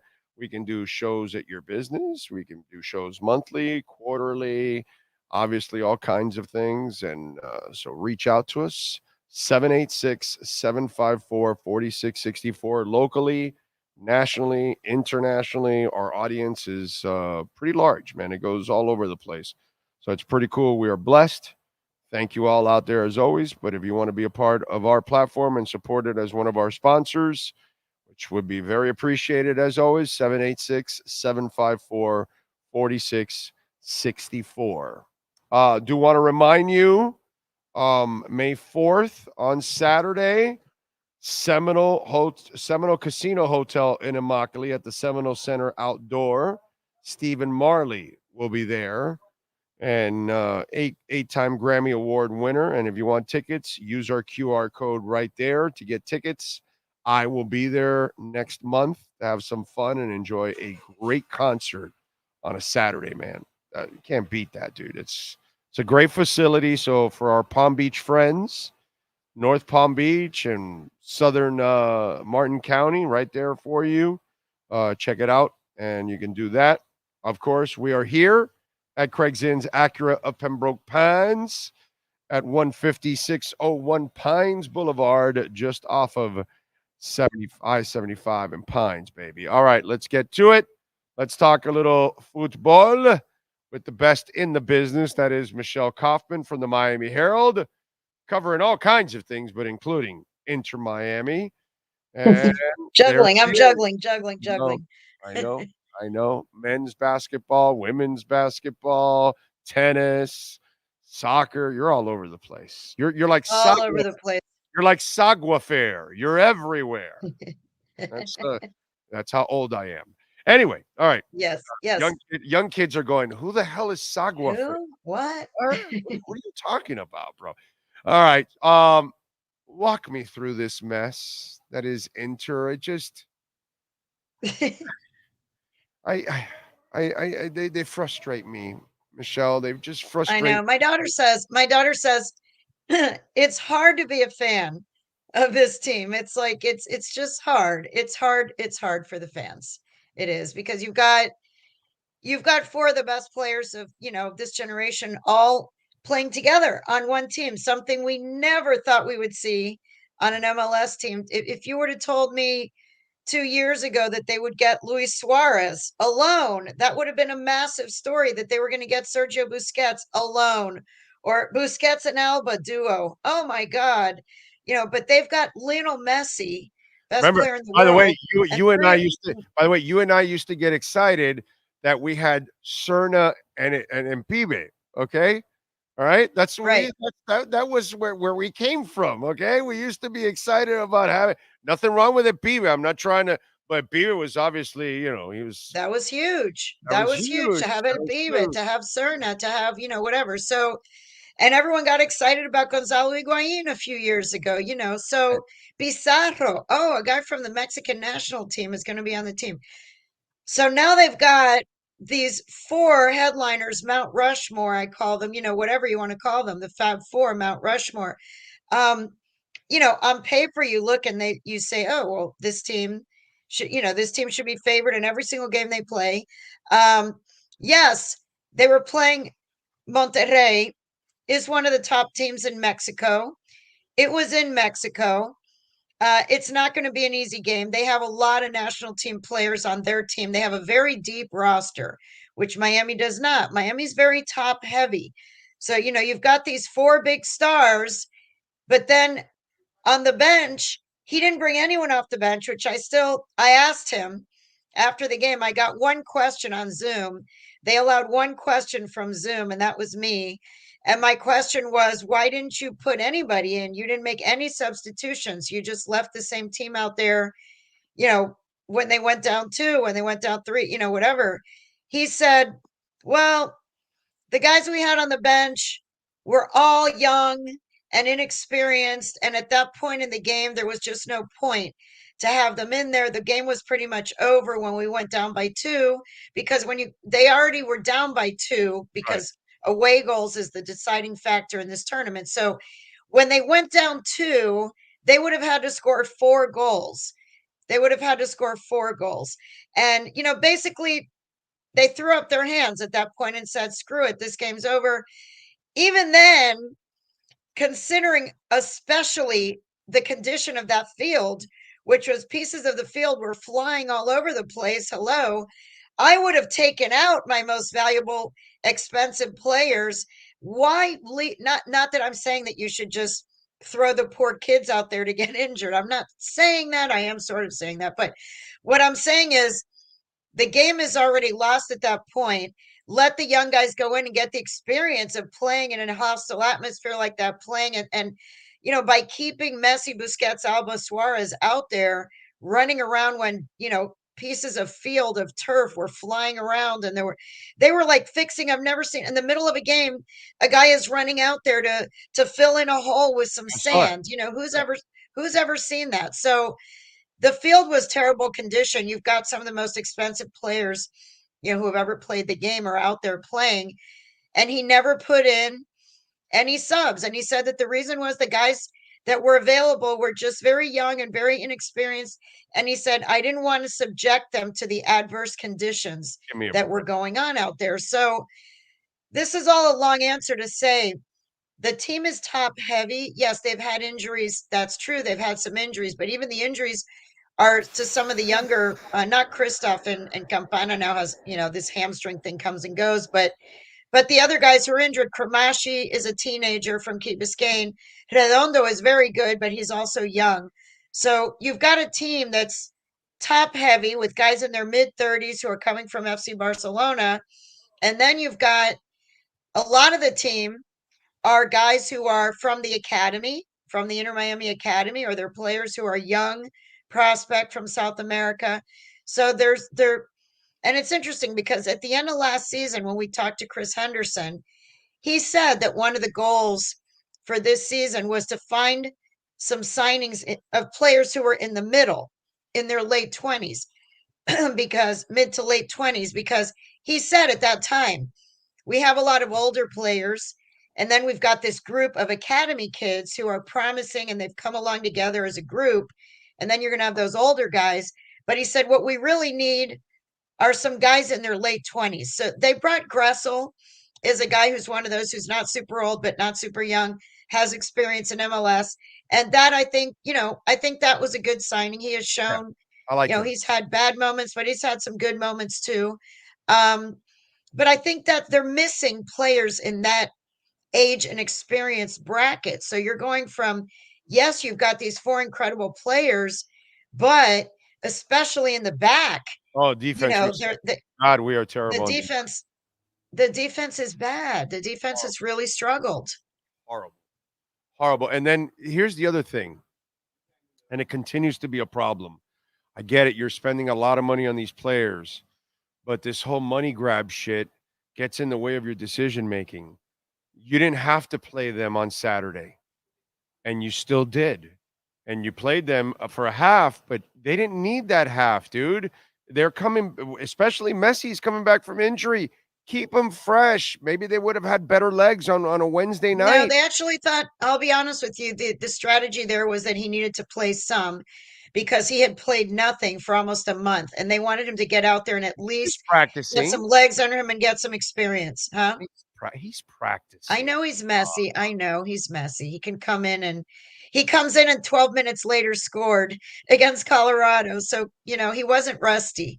That was the fear, that he would be rusty against Monterrey. So they brought him in and he wanted to play, and they wanted him to play a little bit to get warmed up basically for what was to come at Monterrey. Yeah, that game was. And from that team, the first I didn't half, see much from them. They really. The first half was not bad. The first half was not terrible. I mean, the first half they were moving the ball. He had a chance that he missed. It was not terrible in the first half. The Drake calendar mistake was horrible, and then they go down automatically. Then you're coming from behind already.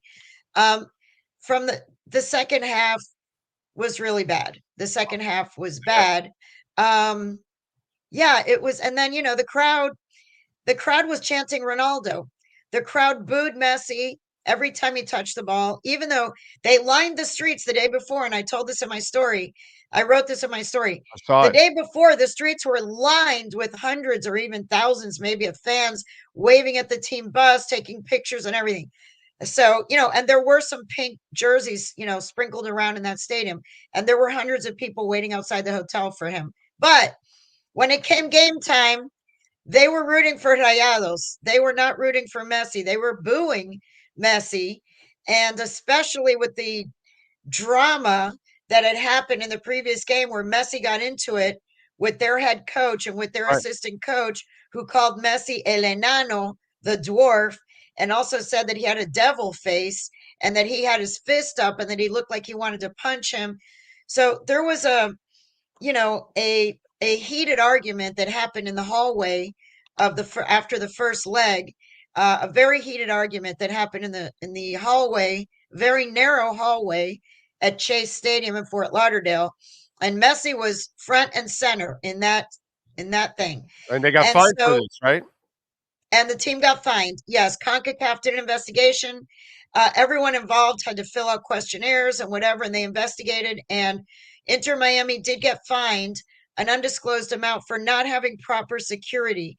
They didn't fine, as far as we know, at least what CONCACAF announced, they didn't fine any individual players. They didn't officially fine the team for starting the altercation or for being involved in the argument.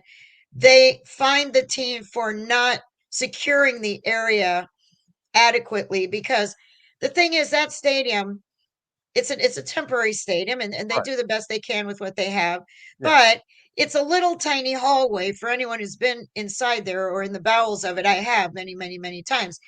The two locker rooms are directly across the hallway from each other. Yep. And the referee's room is also right there, right there. So you've got the referee's room and both teams' locker rooms are on the opposite sides of a hallway that's, not very wide. And you're coming into an international game that was pretty spicy, and a player from Miami got thrown off. Miami got 7 yellow cards in that game. Rayados got only 3. And their coach, this all started because their coach, Dano Ortiz, before that game, had said in a press gathering that basically insinuated that the officiating was going to be in Miami's favor because Messi is on the team and Messi generates revenue. So he said, we're going to do what we can on the field, but there's nothing we can do to control what's going to happen with the officiating and with what happens, because Messi is on that team and that team is the money team and we're not the money team. So anyway, when he says all that before the game, the feeling from Inter Miami side was that he was conditioning those refs. He was basically getting into the head and the ears of those refs. Hey, don't be giving them any favorable calls, okay? They're human. Those referees, I'm not saying if the calls were right or wrong. I'm saying the perception is when a coach is in the ear of the officials not in the officials, in a public statement, is questioning the integrity of the referees may subconsciously go out of their way to show that they are not pro Messi and pro Inter Miami by actually then in the end being heavily on the other side. Who knows? I don't know. I've never been a referee, but all of that came into play in that first game. Inter Miami's coach and players, and particularly Messi, being insulted and feeling that that coach was conditioning the refs to make calls against Messi's team, which he did, and throughout David Ortiz. And that, by the way, both of Monterrey's goals were scored when Miami was down a man. Okay, Miami was winning that game. Miami was beating Monterrey. When they went down to 10 players, that's when Monterrey scored the 2 goals. So Miami comes off that field lit, pissed off, mad. Messi more than anybody. He goes in there and he and Tata and Suarez and Alba apparently just were fuming. And first they, questioned the referees who were standing right there in that little hallway.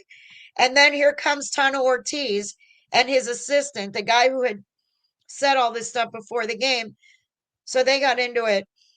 The whole entire series was wrought with, with high emotions, very high emotions. And so that game in Monterrey, once Miami went down by 2 goals, I think the Miami team was just like, blah, blah, blah, this game sucks. We're out of here, whatever. And it was a shame. It was a shame because, I think they definitely could have competed better with that team. I don't know that they would have won and overcome the 2-goal deficit.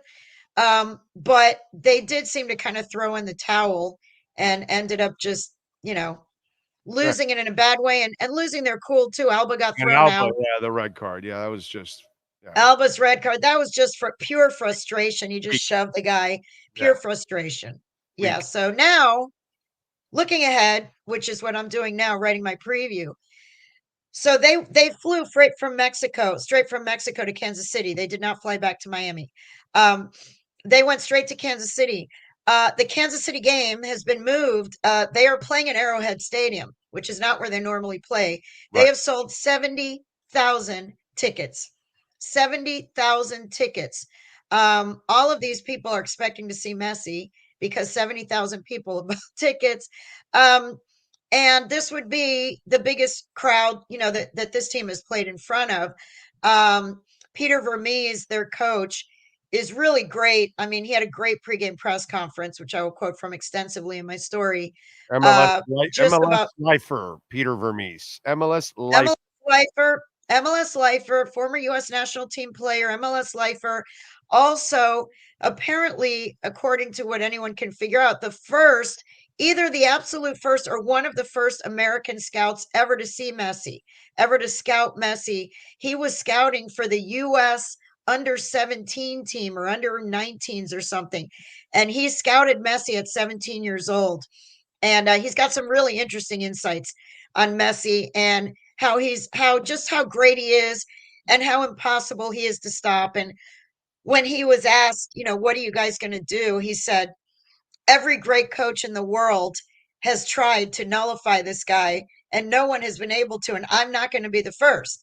He said, here's what we can try to do is reduce service to him. What you want to do is make sure that he doesn't get the ball, period.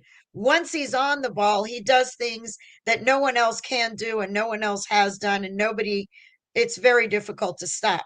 Not saying impossible, but so Peter Vermees is very excited for his team to have this opportunity to play at Arrowhead Stadium against the best player in the world.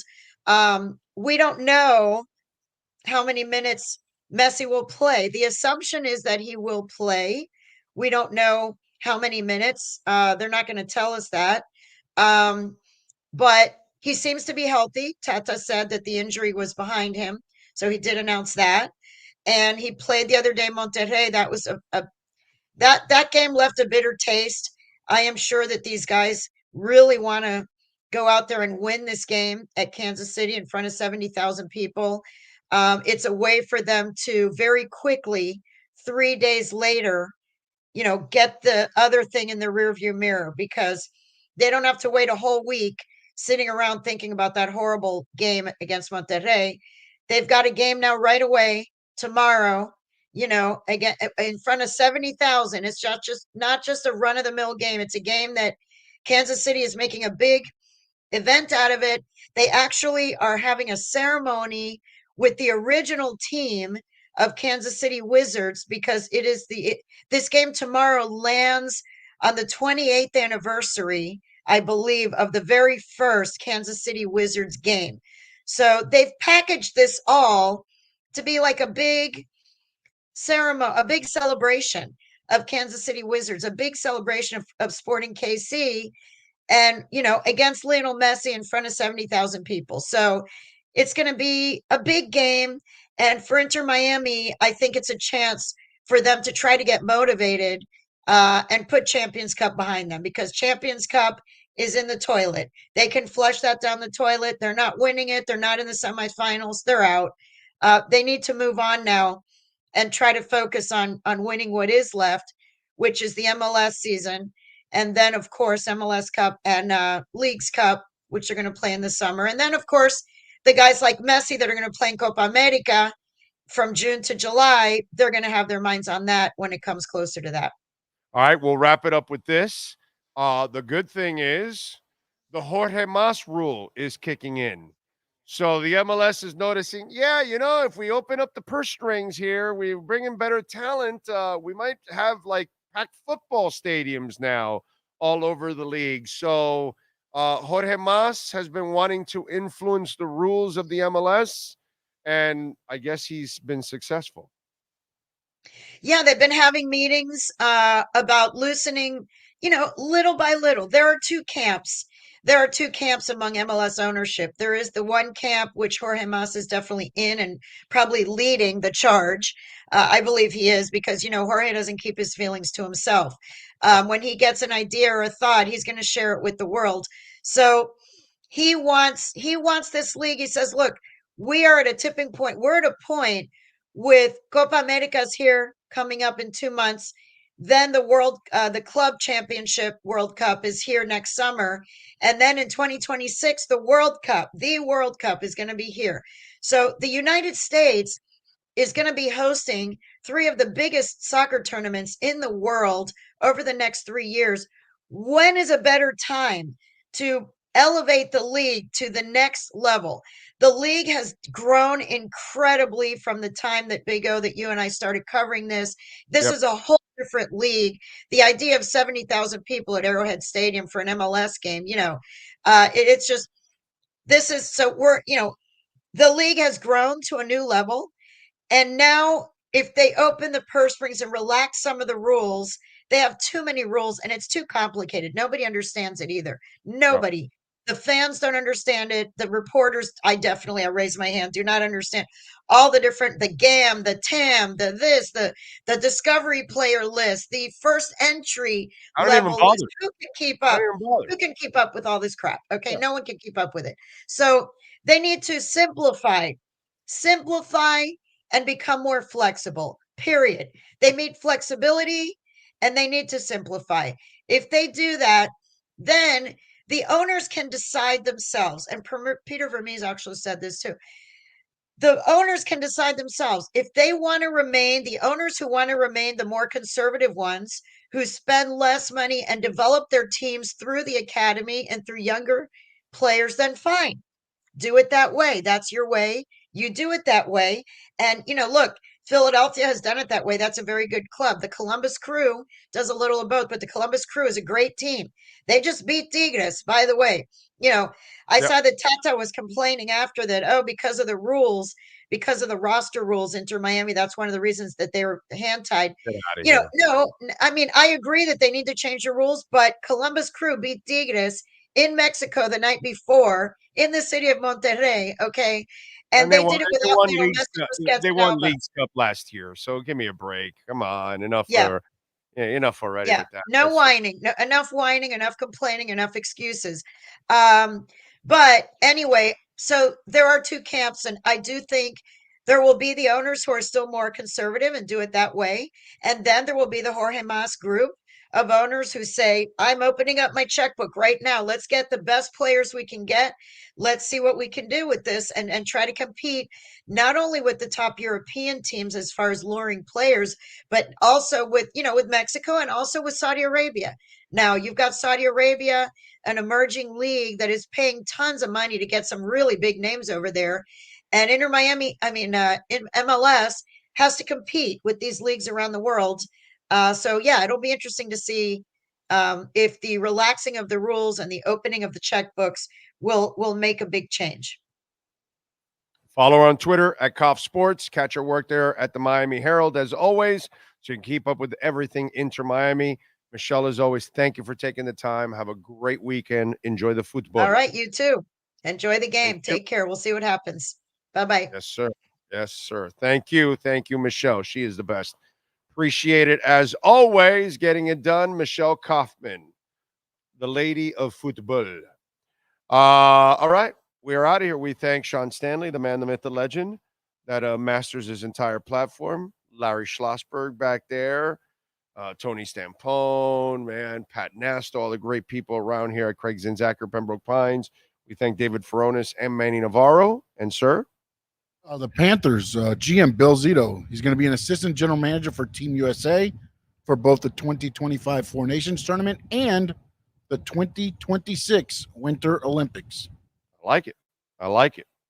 And Eric says, Big O, I see a future with Bitcoin where the U.S. credit and dollar is built on it, like layer 2, where you could take out loans on your Bitcoin and it can be repaid with the increased price and never sell. Exactly. Definitely will happen. It will definitely happen. All right, we are out of here. You guys have a great weekend and be safe out there. We love you all, including you, Cap for Life. But now you know about Charlie Fry. We'll see you on Monday. Be good.